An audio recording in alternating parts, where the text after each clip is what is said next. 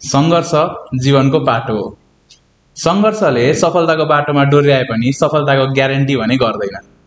यस्तो अवस्थामा विदेशी सुख, सयल र स्थायित्व त्यागेर फेरि नेपाल फर्की सङ्घर्ष गरेर सफलता प्राप्त गर्न सफल हुनुभएको पात्र हो शङ्कर ढकाल। इन्जिनियर डाक्टर शङ्कर ढकाल एक होनार इन्जिनियर हुनका साथै एक सामाजिक व्यक्तित्व पनि हुनुहुन्छ जो साहित्य र समाजमा निकै रुचि राख्नुहुन्छ। आउनुहोस् आजको पोडकास्टमा यस्ता बहुप्रतिभाशाली व्यक्तित्व शङ्कर ढकालसँग कुरा गरौँ। Welcome to the podcast sir. Thank you so much. Sir सन्चै हुनुहुन्छ? एकदमै सन्चै। तपाईँलाई कस्तो छ? म पनि एकदमै सन्चै छु। सर अब कुरा सुरु गरौँ हजुरको घरदेखि पुल्चोक आउँदासम्मको यात्राबाट। कस्तो रह्यो स्टुडेन्ट काल यो पुल्चोक क्याम्पसमा, अलिकति भनिदिनु न। यात्रा लामो छ, कहाँबाट सुरु गरेर कहाँ टुङ्गो हुने भन्ने हो। हजुर, मेरो जन्म चाहिँ काभ्रे जिल्लाको मननदेवपुर भन्ने अहिलेको नगरपालिका मननदेवपुर हो। त्यो बेलाको गैरी बिसना देवपुर गाविसमा जन्मेको हो म। अनि मेरो प्राइमरी एजुकेसन काभ्रेमै भयो। त्यस पछाडि अप्पर सेकेन्डरी र सेकेन्डरी मैले भक्तपुरको श्रीपद्म माध्यमिक विद्यालयबाट गरेको हो। अनि मेरो 10+2 चाहिँ बिएस निकेतन। अनि त्यस पछाडि यहाँ पुल्चोक क्याम्पसमा ब्याचलर इन सिभिल इन्जिनियरिङ गरियो, त्यसपछि मास्टर चाहिँ गरियो। अनि पिएचडी जापानबाट, पोस्ट पिएचडी अस्ट्रेलियाबाट। त्यस पछाडि भनौँ न नेपाल, जापान, अस्ट्रेलिया, बेसिकली यो 3टा ट्रायङ्गलमा मेरो भन्न जीवन चक्र घुमेको छ जस्तो लाग्दछ। अहिले पनि मेरो प्रोफेसनल प्र्याक्टिस पनि बेसिकली यही 3टा एउटा ट्रायङ्गुलर नेटवर्क जस्तो बितिरहेको छ। जस्तै अब हजुर विद्यार्थी कालमा स्टुडेन्ट भएर पुल्चोक आउँदा र अहिले फिल्डमा काम गरिराख्दा अनि यसरी कहिलेकाहीँ भिजिट मौका मिल्दा पुल्चोक आउँदा हजुरलाई कस्तो अनुभव हुन्छ? ती दिनहरू स्मृतिमा आउँछन् कि आउँदैनन्? त्यो त भनेर साध्य छैन। अब म यो खास दोधार भन्ने कविता सङ्ग्रह अस्ति 60वटा कविताको कविता सङ्ग्रह प्रकाशन गरिएको छ। सायद अर्को कविता सङ्ग्रहमा अहिले तपाईँले सोधेका प्रश्नका उत्तर पनि कविताको उसमा हजुर फर्ममा आउँछ जस्तो लाग्दछ। Of course we feel very nostalgic about our alma mater. अनि अझ पर्टिकुलरली पुल्चोक क्याम्पस हाम्रो लागि चाहिँ त्यो बेला भनौँ न, यदि पुल्चोक क्याम्पसले छात्रवृत्ति नदिएको भए हामी इन्जिनियरिङ पढ्न सक्ने क्षमताका थिएनौँ। हामी लो टु मिडियम क्लासका भनौँ न फ्यामिलीबाट आएको थियौँ। इन्जिनियरिङ पढ्नलाई पनि भनौँ कलेजहरूको एकदमै लिमिटेड थियो, नम्बर्स थियो। त्यो हिसाबले गर्दाखेरि पुल्चोक क्याम्पस नभए भए इन्जिनियर बनिन्थ्यो। इन्जिनियर नभए भए सायद भनौँ न आजको जुन छ हाम्रो चाहिँ प्रोस्पेरिटी छ अथवा चाहिँ अचिभमेन्ट छ, जुन प्रेस्टिज छ, जुन इन्टरनेसनल भनौँ न ग्लोबल एक्सपोजर छ पाइएको छ, त्यो सायद नहुन पनि सक्थ्यो। हुन त जीवनमा सधैँ विकल्प भइ नै रहन्छ। त्यसैले पुल्चोक क्याम्पसप्रति भनौँ न एउटा मन्दिरको रूपमा होइन सधैँ त्यो आस्था रहि नै रहन्छ। अनि एउटा मन्दिर जस्तो लाग्छ। अनि एकदमै अहिले तपाईँले भने जस्तो गरेर भावुक पनि भइन्छ। अझ त्यसमा पनि पुल्चोक क्याम्पस हामी पढन्ते मात्रै थिएन, पढन्ते त हौँ हामी। त्योभन्दा बाहेक हामीले केही यहाँ भनौँ न पागलपन पनि हामीले देखाएका छौँ। जस्तो सिभिल इन्जिनियरिङ स्टुडेन्ट सोसाइटी हामीले गठन गऱ्यौँ, त्यो आफैमा एउटा पागलपन हो जस्तो लाग्दछ। त्यो बेला हामीले भन्न सुरुवात गरेको सिएसले आज भन्न यो खालको एउटा राष्ट्रिय अन्तर्राष्ट्रिय छवि बनाएको छ। देशव्यापी रूपमा यो एउटा अभियानको रूपमा अगाडि गएको छ। अब यी चिजहरू पनि स्वाभाविक रूपमा त्यो कनेक्ट भएर आउँछन्। त्यसैले सरलाई मैले बिचमै रोक्न चाहे, हामी त्यसको कुरा बिस्तारै गर्ने नै छौँ। हजुरले विद्यार्थी जीवनकालको पागलपनको कुरा गरेर रहँदा हजुरसँग केही त्यस्ता इन्सिडेन्सेस मेमोरीहरू छन् जुन चाहिँ अहिले सम्झिँदा पनि स्टुडेन्ट जीवनमा गरेको एउटा छाप बसेको, स्टुडेन्ट काललाई सम्झिँदाखेरि पुल्चोक क्याम्पसमा हुँदाखेरि? धेरै धेरै छन् हजुर। सुख दुःखका भन्न हजुर अनुभवहरू घटनाक्रमहरू छन्। एउटा कविता भनौँ कि के हो? हुन्छ हुन्छ। हजुरको साहित्यबाट नै हजुरको साहित्यिक रुचि छ भन्ने हामीलाई थाहा छ। हजुर हजुर। अनि साहित्यबाट नै हुन्छ त्यस प्रस्फुटन हो भने झनै राम्रो हो। हुन्छ हुन्छ। यो मेरो आफ्नै कथा नहुन सक्छ। हजुर। तर मेरो कथा पनि अलिकति हो। यो ठ्याक्कै विभिन्न अनुभूति मध्येको हामी अहिलेको जस्तो सोसियल मिडियाको जमानामा हुनुहुन्थ्यो होइन। हामी त्यो बेला चिठी लेख्ने जमाना हौँ। हामी चिठी लेख्न पनि अलिक डर लाग्ने खालको जमाना थियो। हजुर। मैले सोधिहालेँ यो कति सालको कुरा हो एक्ज्याक्टली भन्नु? म यहाँ 2058 को ब्याच हो। 58 ब्याच? अनि 58-62 हो भनेपछि त्यसैको वरिपरि सेरोफेरोमा हामी जन्मेकै थिएनौँ यहाँका लगभग। हजुर। अनि हुन्छ, यो मेरो कविताको शीर्षक चाहिँ सर्वे क्याम्प र अव्यक्त भावना भन्ने छ। तपाईँको प्रश्नलाई मैले अलिकति यो साहित्य यताउति गाजागुजुम गफ भइरहेको हुनाले यो कविता वाचन गरेर त्यसको उत्तर दिउँ कि जस्तो लाग्यो। हुन्छ सर, हुन्छ हुन्छ। सर्वे भन्ने थियो विषय इन्जिनियरिङ पढ्दाको, सर्वे भन्ने थियो विषय इन्जिनियरिङ पढ्दाको, आउँछ याद चेन र टेपदेखि लेभल र थियोडोलाइटसम्म चलाएको। कोही जान्थे त्रिवी कीर्तिपुर, कोही पोखरा, कोही भने खरिपाटी भक्तपुर। कोही जान्थे त्रिवी कीर्तिपुर, कोही पोखरा, कोही भने खरिपाटी भक्तपुर। सिक्नु जत्तिकै थियो मजा घुम्नु क्याम्पस पुल्चोक ललितपुर। घुम्नलाई मात्रै त थिए पिकनिक पनि गइन्थ्यो गोदावरी, घुम्नलाई मात्रै त थिए पिकनिक पनि गइन्थ्यो गोदावरी। शैक्षिक भ्रमण नि थिए अनेक, कहिले मुगलिन त कहिले बागमती। तर त्योभन्दा विशेष थियो सर्वे क्याम्प एउटा अर्को अर्थमा, तर त्योभन्दा विशेष थियो सर्वे क्याम्प एउटा अर्को अर्थमा। बोल्न समेत लाज लाग्ने मलाई, हेर्थे तिमीलाई घुमाई कम्पास नर्थमा। थिए म हेर्दै एकातिरबाट टोटल स्टेसन मिलाउँदै, थिए म हेर्दै एकातिरबाट टोटल स्टेसन मिलाउँदै। थियो तिमी अन्त टाढा स्टाफ र रिफ्लेक्टर सजाउँदै। मौका छोपे हेर्न मैले तिम्रो मुहार नजिक पारेर, काउकुती लाग्यो देख्दा ती गुलाबी ओठ फोकस पारेर। एक हातमा थियो पेन्सिल बोकेकी तिमी, एक हातमा थियो पेन्सिल बोकेकी तिमी। सरस्वती झैँ लाग्ने मुस्कान थियो अलौकिक तिम्रो, परीलाई माथ खुवाउने। मिलेका दाँत ती मुखले केही भन्न खोजे चाहिँ, मन पराउँथे तिमीलाई तर भन्न सकिन, कोसिस जति नै गरे नै।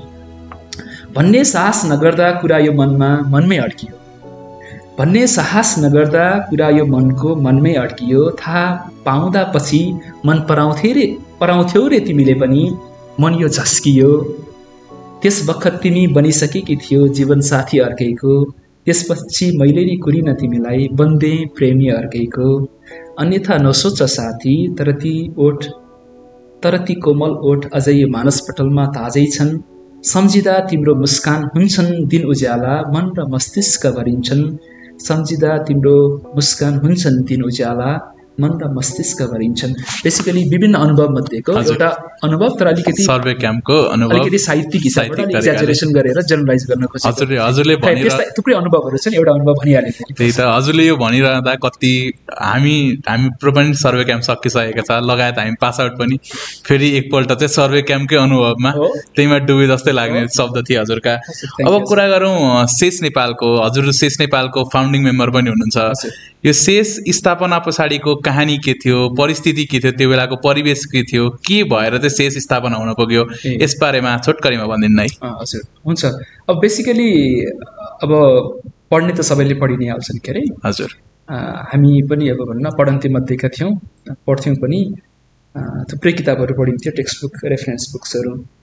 अनि तर हाम्रो त्यो दिमागको जति क्षमता थियो अथवा हामीसँग जति प्यासन इन्थुजियाजम थियो नि, त्यो चाहिँ हाम्रो कोर्स सिलेबसले अथवा हाम्रा यहाँका शैक्षिक गतिविधिहरूले त्यसलाई चाहिँ एड्रेस गरिरहेको छैन भन्ने हामीलाई फिल हुन्थ्यो।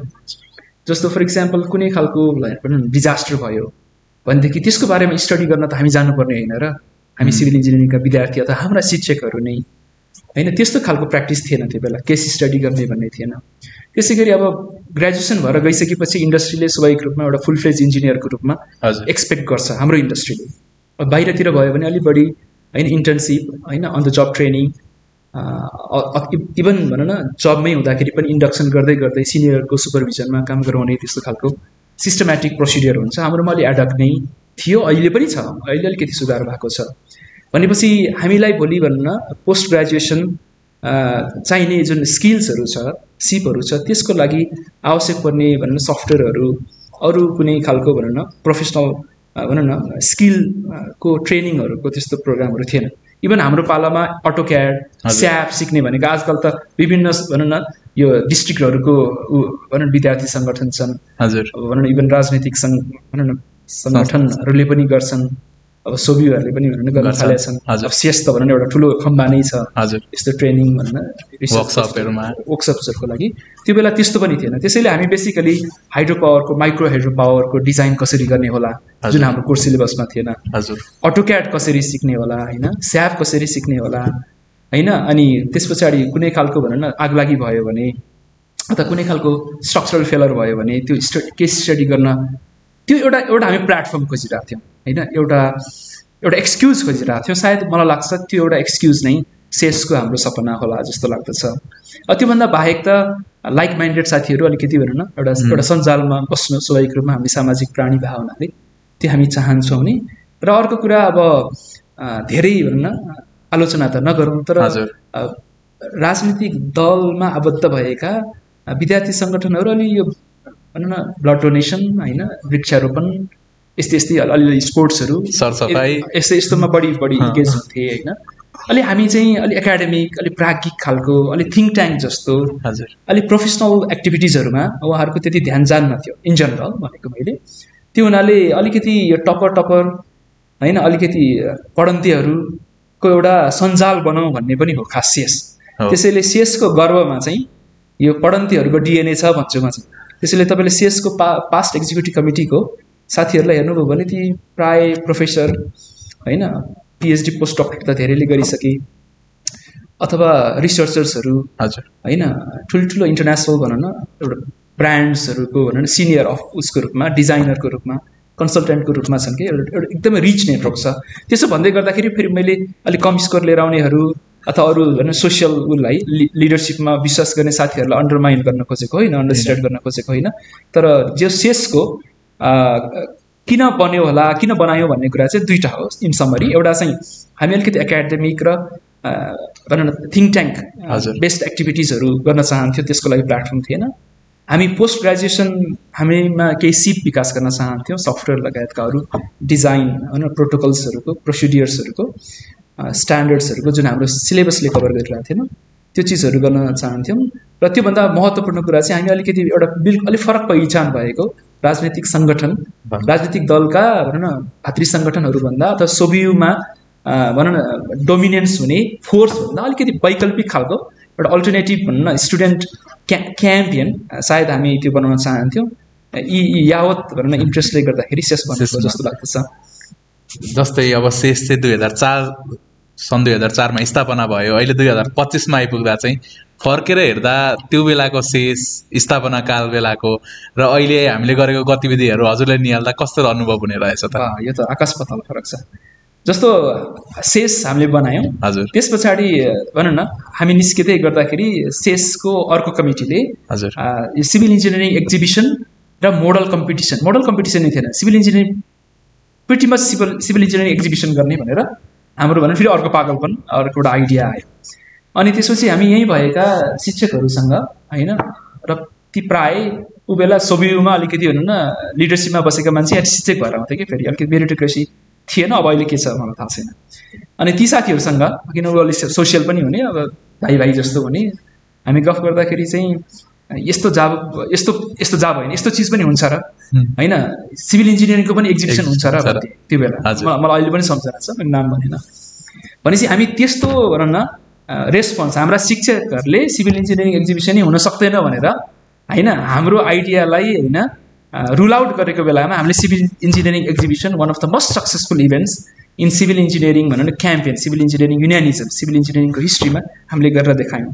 त्यसपछि हाम्रो यहाँ जुन ल्याबहरू छ होइन, जस्तो हाम्रो फ्रान्सिस टर्बाइन थियो, त्यसको इफिसियन्सी 100% एक्सिड गर्थ्यो होइन। त्यही सिभिल इन्जिनियरिङ एक्जिबिसन थियो जुन बेला हामीले त्यसको भनौँ न त्यो एफिसियन्सीलाई भनौँ न लाइक बिलो 100 लिएर आउने गरी त्यसमा भएका इस्युजहरूलाई सर्ट आउट गरियो भनौँ न। हेड अफ डिपार्टमेन्टलाई मैले चिठी लेखेँ, अनि त्यस पछाडि उहाँले भनौँ न दिनुभयो, कन्सेन्ट लेटर दिनुभयो। त्यस पछाडि ल्याबमा बसेर अहोरात्र खटिएर म ल्याब म्यानेजमेन्ट कमिटीको कोअर्डिनेटर थिएँ। हाम्रा विभिन्न सब कमिटिजहरू हुन्थे, अहिले पनि त्यस्तै छ होला सायद। अनि अब अहिले त थुप्रै फ्ल्यागसिप प्रोग्राम्सहरू, अब फोटोग्राफी थपिया छ, के अरे ब्रिज कम्पिटिसन थपिया छ, अरू के छ हजुर, अब अहिले क्रिएट सेक टेबल त्यस्तै नयाँ नेक्स्ट जेनेरेसन आइडियाजहरू छ होइन। हजुर, जस हाम्रो पालामा मेजर भनेको बेसिकली मिडिया कोअर्डिनेसन कमिटी थियो, प्रोफेसर एदु पोखरेलले लिड गरेको थियो, अब उहिले मिचिगन प्रोफेसर छ। हजुर, अनि ल्याब कोअर्डिनेसन कमिटी मैले लिड गरेको थिएँ। यस्तै अरू 2-3वटा सब कमिटिजहरू थियो। जस भनौँ न अब त्यस्तो अवस्थाबाट आएको अहिले हेर्दाखेरि त त्यो ह्युमन इभोल्युसनमा देखाउँछ नि, त्यो के अरे चिम्प्यान्जी गर्दै होइन मान्छे बेसिकली सेसको चाहिँ इभोल्युसन चाहिँ हजुर। लगभग त्यस्तै छ। अब शेष त अहिले नेक्स्ट जेनेरेसन भनौँ न हजुर सिभिल इन्जिनियरिङ थिङ्क ट्याङ्क भएको छ, अझै धेरै गर्न सकिन्छ। अब हजुर। अहिले अलुमनाईलाई कनेक्ट गर्ने कामहरू इनिसिएटिभ गर्दैछौँ। भइरहेछ। हजुर अनि अब यसलाई भनौँ न साँच्चीकै थिङ्क ट्याङ्कको रूपमा लान सकिन्छ जस्तो लाग्छ। र अनि यसमा जे ऊर्जा छ, जे इन्थुजियाजम छ नि, त्यो शिक्षकमा नहुन सक्छ कि हो होइन। यसमा केही गरौँ भन्ने छ। दुईवटा कुराले छ। एउटा कुरा चाहिँ त्यो युथ एनर्जीले नि काम गर्छ, सायद हामी पनि अब अहिले भनौँ न धेरै थाकिसक्यौँ होला। अर्को कुरा चाहिँ हामीलाई केही न केही गरेर भोलन्टरीली केही प्रोफाइल बनाउन छ, त्यो प्रोफाइल हामीलाई बिकाउनु छ अन्तर्राष्ट्रिय जगतलाई अथवा भोलिको भनौँ न के अरे मेरो जब मार्केटलाई। त्यो हुनाले पनि हामीले हाम्रो आफ्नै स्वार्थ पूर्ति गर्नको लागि र हाम्रो ऊर्जा र प्यासनलाई एड्रेस गर्नको लागि हामी विद्यार्थी कालमा बढी खटिन्छौँ कि त्यसैले। र अनि अलि वाइल्ड आइडियाजहरू नि विद्यार्थी कालमै बढी आउँछन्, त्यसैले अझै धेरै गर्न सकिन्थ्यो, जुन चिज हामी भनौँ न पछि भविष्यमा बहस पनि छलफल पनि। त्यही त अब शेष भनेको हजुरको पनि फाउन्डिङ मेम्बर, म पनि शेष कमिटीकै मेम्बर भएकाले त्यो शेषको इमोसनको कुरा गर्न थाल्यो भने निकै लामो अध्यायकै तरिकाले कुरा गर्न सकिन्छ। अब मुभिङ अहेड, जस्तै अब 3rd र 4th इयरका स्टुडेन्टलाई अहिले पनि हुने, हजुरको पालामा पनि लगभग त्यही थियो होला, इमोसन त ह्युमन इमोसन त चेन्ज हुँदैन, अनसर्टेनिटी अलिक धेरै हुन्छ। लाइक 3rd इयर 4th इयरमा अब के पढेँ, अब बाहिर गएर के गर्ने भन्ने एउटा कौतलता हुन्छ, एउटा डर पनि आउन थाल्छ मनमा। यो अवस्थामा हजुरको विद्यार्थी कालमा चाहिँ 3rd 4th इयर सकेर मास्टर्स गर्दै जब गर्न थाल्दा, बेसिकली काम गर्न थाल्दासम्मको ट्रान्जिसन चाहिँ कस्तो थियो? हुन्छ, अलिकति इन्ट्रेस्टिङ के भन्छ परिवेशबाटै सुरु गरौँ। हामीले के भने जिस्काउँथ्यौँ भने 4th इयरतिर पुग्दाखेरि होला सायद, त्यो यो पुल्चोक क्याम्पसको बाहिरतिर होइन होटलतिर एकदम एक्साइटेड होइन, के अरे त्यो टी स्केल है, टी स्केल अनि अर्को के थियो त्यो ड्राफ्टर होइन, ड्राफ्टर अनि यस्तो यस्तो भनौँ न लाइक हाम्रो सिभिल इन्जिनियरिङका हतियारहरू एस्टेथोस्कोपहरू बोकेर पुरा एक्साइटेड भएर रमाइलो एकदम हँसिलो मुहार लिएर पुरा ऊर्जावान भएर हिँडेको मान्छे चाहिँ त्यो चाहिँ 1st इयरको विद्यार्थी हुनुपर्छ होइन। अलिकति अलि लुत्रुक्क परेको होइन, अब थोरै चिन्तित भएको मान्छे चाहिँ त्यो 2nd इयरको होइन, अनि बढी चिन्तित भएको त्यो 3rd इयरको, अनि असाध्यै चिन्तित भएको चाहिँ 4th इयरको भन्थ्यौँ कि हामी होइन। त्यसैले त्यो जुन प्रश्न छ स्वाभाविक रूपमा हो, 1st इयरमा एक्साइटमेन्ट बढी हुन्छ हजुर होइन, इन्थुजियाजम बढी हुन्छ। इन्थुजियाजम कम हुने होइन, 2nd year 3rd year 4th इयरमा पनि अझै बढी मेहनत हुन्छ कि, झन् ज्ञान बढ्छ, एक्सपोजर बढ्छ। भन्छन् नि त्यो के भन्छ त्यो फलेको के अरे वृक्षको जति जति फल्दै गयो, जति जति ज्ञान बढ्दै गयो, तपाईँलाई ओसन पनि सानो लाग्दै जान्छ नि त होइन। पहिला त गाग्रो पनि ठुलो लाग्छ होइन, त्यसैले तपाईँको ज्ञानको होराइजन पनि क्षितिज पनि बढ्दै जान्छ, जसले गर्दाखेरि तपाईँको आफ्नो आइडेन्टिटी होइन क्राइसिस बिस्तारै सुरु हुन्छ होइन। पहिला त म सिभिल इन्जिनियरिङको विद्यार्थी नै आफ्नो आइडेन्टिटी हुन्छ नि, सिभिल इन्जिनियरिङभित्र छिरो हाइड्रोलिक्स पढाएको छ, वाटर रिसोर्स पढाएको छ, इन्भाइरोमेन्ट पढाएको छ, ट्रान्सपोर्टेसन पढाएको छ, स्ट्रक्चर पढाएको छ, स्ट्रक्चरमा ब्याक लगाएको छ होइन। अनि त्यस पछाडि भनौँ न भएभरका विषयहरू पढिएको छ होइन। अनि त्यस पछाडि अब निस्किने बित्तिकै फेरि एक्सपेक्टेसन ठुलो छ फ्यामिलीको, इन्जिनियर बन्ने बित्तिकै होइन, धेरै कमाउँछ होइन। त्यो बेला त ठुलो ब्रान्ड थियो नि त होइन। त्यो हुनाले गर्दाखेरि 4थो वर्षमा, तेस्रो 4थो वर्षमा जाँदै गर्दाखेरि अब पेसामा गएपछि के गर्ने, मेरो पहिचान के हो, म कसरी आफ्नो भनौँ न पहिचान बनाउन सकौँला, कसरी चाहिँ इस्टाब्लिस हुन सकौँला भन्ने चिन्ताले गर्दाखेरि के भन्छ, अहिले मैले भनेको एनालोजी ठ्याक्कै पर्फेक्टली नमिल्ला, तर बढी चिन्तित, अलि बढी भनौँ न भावुक पनि र अलि बढी गम्भीर चाहिँ स्वाभाविक रूपमा 4th इयरमा हुँदै गएपछि भइन्छ। अब कुरो रह्यो गर्ने के त त्यसपछि होइन। अब अहिले त धेरैवटा अपर्च्युनिटिजहरू छन्, विशेष गरी यो ग्लोबल भिलेज जस्तो भएको छ। तपाईँले 3rd इयरदेखिबाट होइन IELTS-PT होइन GRE इभन GMAT-हरू तयारी गर्न थालिसके, त्यसैले किनभने ग्लोबल मार्केटमा तपाईँ कम्पिटिसन गर्न जान सक्नुहुन्छ। संसारका हरेक भनौँ न कुनामा कमसेकम 2-4 जना हाम्रा दाइ दिदीहरू होइन अलुमनाईहरू भइ नै हाल्छन्। त्यसैले के भन्छ अब अहिले त्यति गाह्रो चाहिँ छैन, ग्लोबल छ मार्केट, एउटा कुरा। अर्को कुरा नेपालमै बसेर पनि त्यो ग्लोबल भनौँ न मार्केटमा इस्टाब्लिस भएका साथीहरूसँग कनेक्सन गरेर काम गर्ने कति साथीहरू छन्, जस्तो त्यहाँ भनौँ न पोस्ट डक्टरेट गरिरहेका त्यहाँका लेक्चररहरूले यहाँका होइन पोस्ट ग्रेजुएट्सहरूलाई इङ्गेज गरेर होइन रिसर्च एक्टिभिटिजहरू, रिसर्च प्रोजेक्टहरू पर्स्यु गरिरहेको त्यस्तो खालको पनि छ। त्यो मैले अलिकति बिग पिक्चरबाट भने ग्लोबल्ली तपाईँको स्पेस छ अहिले चाहिँ। तर एट द सेम टाइम फेरि नम्बर पनि धेरै छ, कम्पिटिसन पनि त हाई छ। र अब अहिले चाहिँ जस्तो मलाई त्यो बेला र अहिलेको अलिकति भनौँ न डिफ्रेन्सको कुरा गर्दाखेरि इभन फर्दर स्कलरसिपको लागि फर्दर स्टडीको लागि कहाँ कसरी अप्लाई गर्ने होला, हाम्रो त इन्टरनेटको पनि भनौँ पहुँच कम थियो होइन, भनेपछि हामीसँग एक्सेस कम थियो, इन्फर्मेसन पनि कम थियो, कति कुराहरू हामी मिसलिड पनि हुन्थ्यौँ। जस्तो हामी जति गयौँ, जस्तो भनौँ न फर इक्जाम्पल होइन, जापान जाने साथीहरूले म सायद युएसए गएको भए हुन्थ्यो भन्थे कि पछि युएसए जाँदाखेरि अथवा अस्ट्रेलिया जाँदाखेरि अस्ट्रेलिया गएको भए हुन्थ्यो भन्थे कि, अथवा अस्ट्रेलिया गइसकेका मान्छे पहिला भनौँ न जापानतिर गएर भनौँ न यसो भनौँ न अथवा युरोपतिर गएर मास्टर्स गरेर आउनु पर्थ्यो कि मैले नेपालमै नगरेको भए नि हुन्थ्यो भन्ने होला। कतिलाई जापान गएकाहरूलाई होइन मैले मास्टर्स नेपालमै गरेर अनि पिएचडी चाहिँ बरु जापान आएको भए हुन्थ्यो भन्ने हुन्छ। भनेपछि अहिले भनौँ न वेल्थ अफ इन्फर्मेसन छ, वेल्थ अफ भनौँ नलेज छ, भनौँ एक्सेस टु इन्फर्मेसन छ र नेटवर्क पनि छ।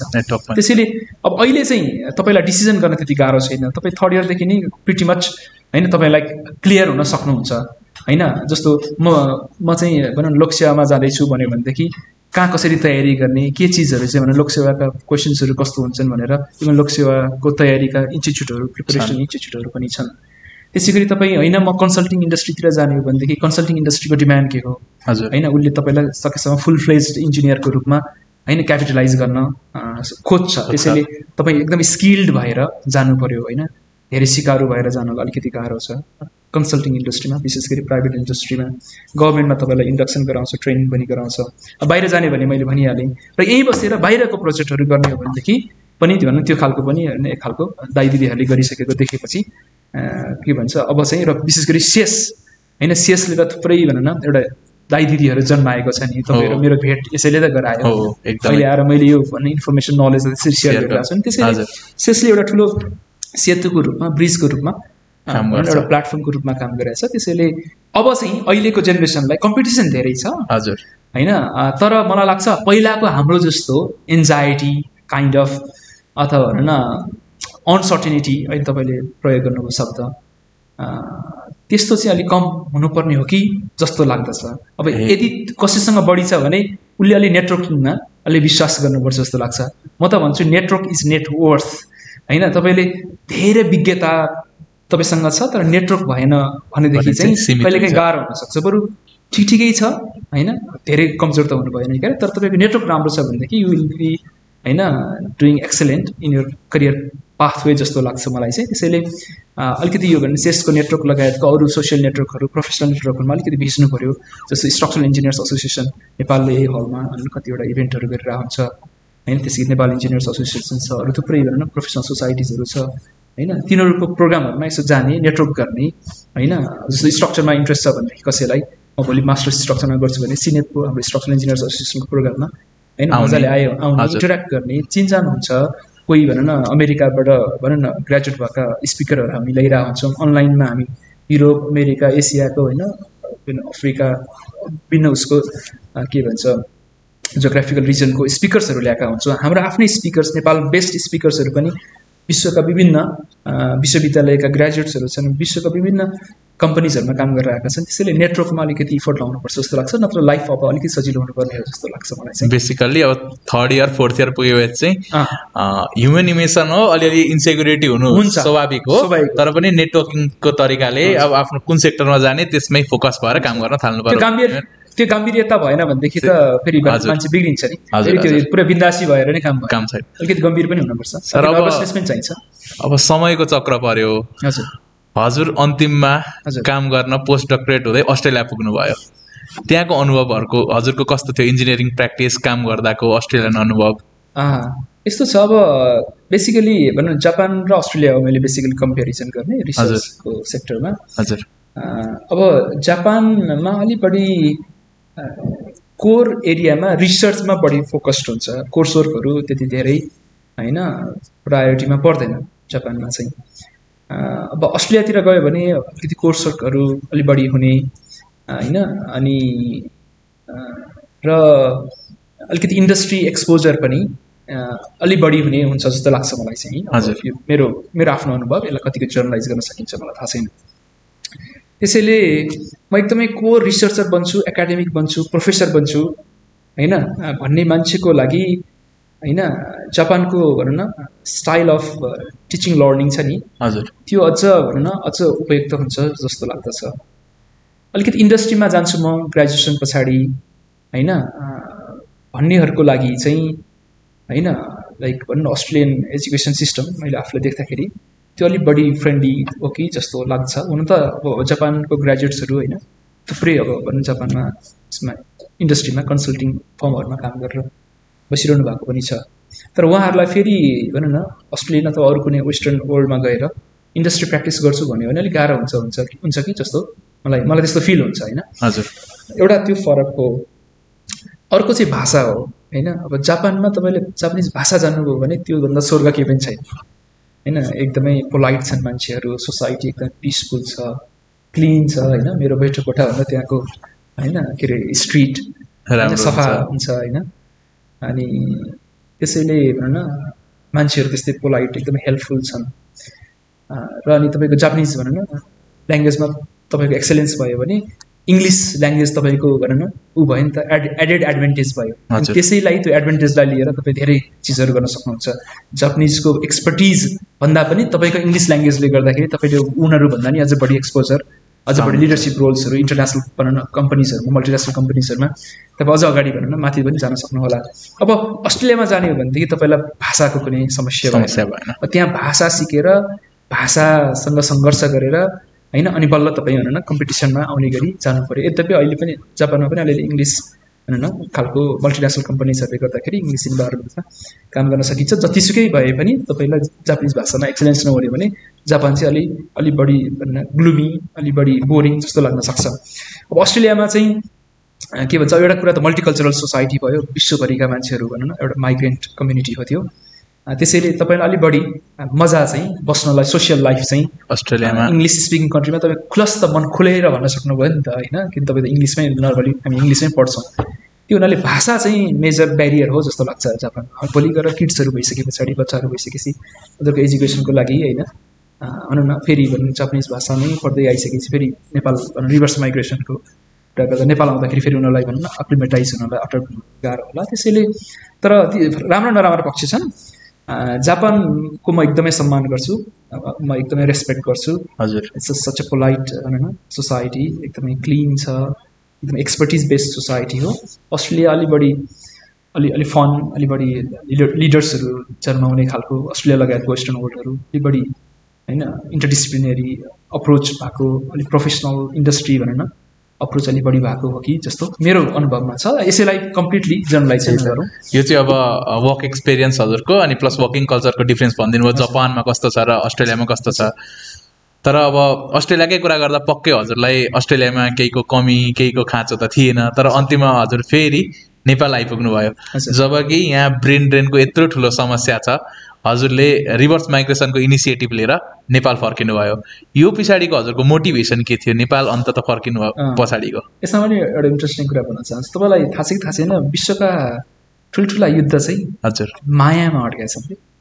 प्रेम ठुल्ठुला युद्धहरू जति छन् तपाईँले यसो रिभिजिट गर्नुभयो भने त्यो प्रेम मायाले गभर्न गर्छ। मेरो लागि पनि नेपालप्रतिको प्रेम माया देशभक्ति हुन्छ नि हजुर, त्यो ममा एकदम युनिकली छ जस्तो लाग्छ क्या मलाई। अब पहिलो कुरा त म भनौँ न यो लो टु मिडियम क्लास फ्यामिलीबाट आएँ, स्कलरसिपमै भनौँ न यहाँसम्म पुगियो, देशले दियो होइन। देशकै नाममा म छात्रवृत्ति लिएर भनौँ न बेसिकली देशकै भयो, देशकै पहिचानले हो। एकदमै मेरो कति स्कलरसिप्सहरू फेलोसिपहरू इन्टरनेसनली होइन इन्टरनेसनल कम्पिटिसनबाट मैले पाएको थिएँ।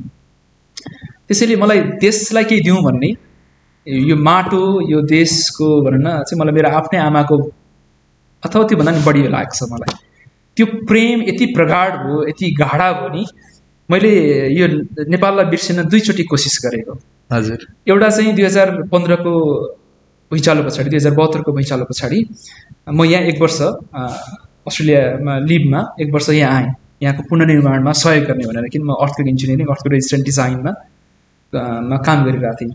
भनेपछि त्यो ज्ञान मैले this is the right time that I give back to my country, my society. अझ म काभ्रेको गाउँबाट आएको, त्यो बेला त गाउँका घरहरू सब ध्वस्त भए। म यहाँ 1 हप्ताको लागि आएको थिएँ अनि घरहरू हेऱ्यो सब ध्वस्त होइन। अब यसको पुनर्निर्माण कसरी गर्ने? अब देश त लथालिङ्ग छ, समाज लथालिङ्ग छ, राज्य लथालिङ्ग छ भनेपछि अनि उता गइसकेपछि म सुत्नै सकेन।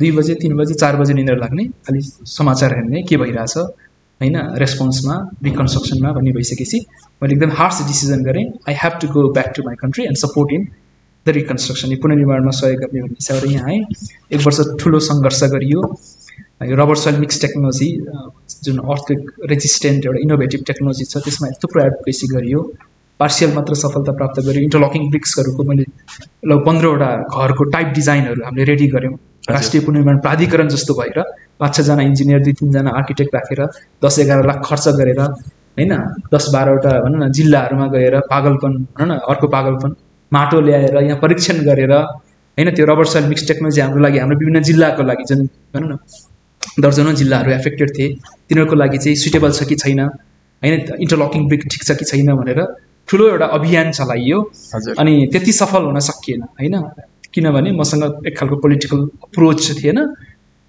र यो देशमा मेरिटोक्रेसी भन्दा बढी लिङ्केज नै अलि बढी चल्छ र अर्को कुरा त हाम्रो प्रविधि नयाँ पनि थियो स्वाभाविक रूपमा मान्छेलाई बुझाउन पनि समय लाग्यो भने 1 वर्ष लगभग हैन खेर गएपछि यो देशमा केही गर्न सकिन्न भनेर सोसियल मिडियामा फेसबुकमा गाली गरेर अस्ट्रेलिया गइयो हैन अनि अस्ट्रेलिया गइसके पछाडी अब देश नफर्किने भन्ने निर्खोल हो नि त देशको सेवा गर्न जान्छु भनेर गएको छ पैसा खर्च गरेछ आफ्नो टिम बनाएको छ सोलुसन लिएर राष्ट्रिय पुनर्निर्माण प्राधिकरणले गर्नुपर्ने सोलुसन हामीले दिइरहेछौँ राज्यले यार हाम्रो के भन्छ हामीले देशको सेवा गर्न दिन्न भनेपछि यो देश मेरो पनि होइन र भन्ने एउटा गीत छ नि त्यस्तै हैन यो देश मेरो होइन हाम्रो होइन रहेछ स्वतन्त्र मान्छेहरूको होइन रहेछ हैन भन्ने खालको अनि त्यो खालको एउटा भावना आइसकेपछि उता गइयो हैन मैले इन्स्टिट्युट स्टार्ट गरेँ अनि भन न अब नेपाल नफर्किने भन्ने हिसाबले ल 3-4 वर्षमा I did really pretty well त्यसपछि फेरि माया त हो मैले भने त ठुल्ठुलो युद्ध भए जस्तो यो देशको फेरि बिस्तार अलिअलि बिर्सिसकेको माया त बल्झिहाल्छ हैन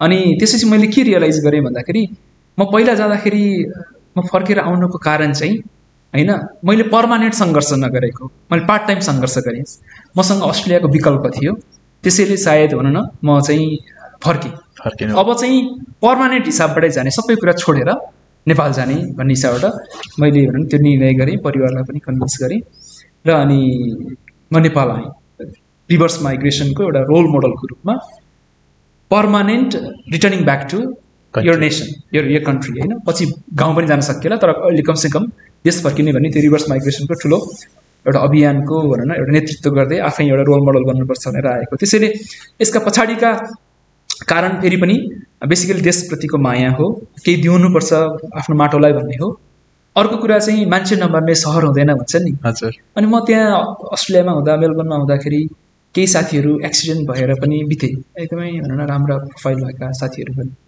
अनि मैले यसो हेर्छु मेरो प्रोफेसरलाई देख्छु म अनि म हुन्छु कस्तो त उही जस्तो हुन्छु म 10 वर्ष 15 वर्षपछि उही जस्तो हुन्छु मैले बन्न चाहेको मान्छे त्यो हो त अथवा मैले गर्न चाहेको त्यो हो त म अस्ट्रेलियामा बसेर एउटा फुल फ्लेज्ड के अरे प्रोफेसर बन्न चाहेको म एउटा इन्डस्ट्रीको एउटा भनौँ सिनियर एसोसिएट एउटा डिरेक्टर बन्न चाहेको त होइन हैन अनि त्यसपछि ल ठिक छ म यहाँ बनेँ 10-15 वर्ष बने अनि त्यसपछि नेपाल गएर म I can give back to my country म अर्को 3 वर्ष 2 वर्षपछि मरेँ भने हैन मैले त त्यसैले मसँग अहिले जति छ that is enough for me to give back to my country होला भोलि म असफल भएँ विफल भएँ हैन टिक्नै सकिनँ भनेदेखि कमसेकम 4-5 वर्ष मेरो देशलाई मेरो माटोलाई मेरो ज्ञान मेरो ऊर्जा मेरो चाहिँ इन्थुजियाजम दिन्छु फर्किनु परेछ भने त विदेश त म भनौँ न वेल क्वालिफाइड छँदैछु इन्टरनेसनली भन्ने हिसाबबाट आइयो त्यो दोस्रो पक्षको अर्को पक्ष चाहिँ म स्ट्रक्चरल इन्जिनियर हो हैन मसँग भनौँ न के अरे अर्थक्वेक रेजिस्टेन्ट डिजाइन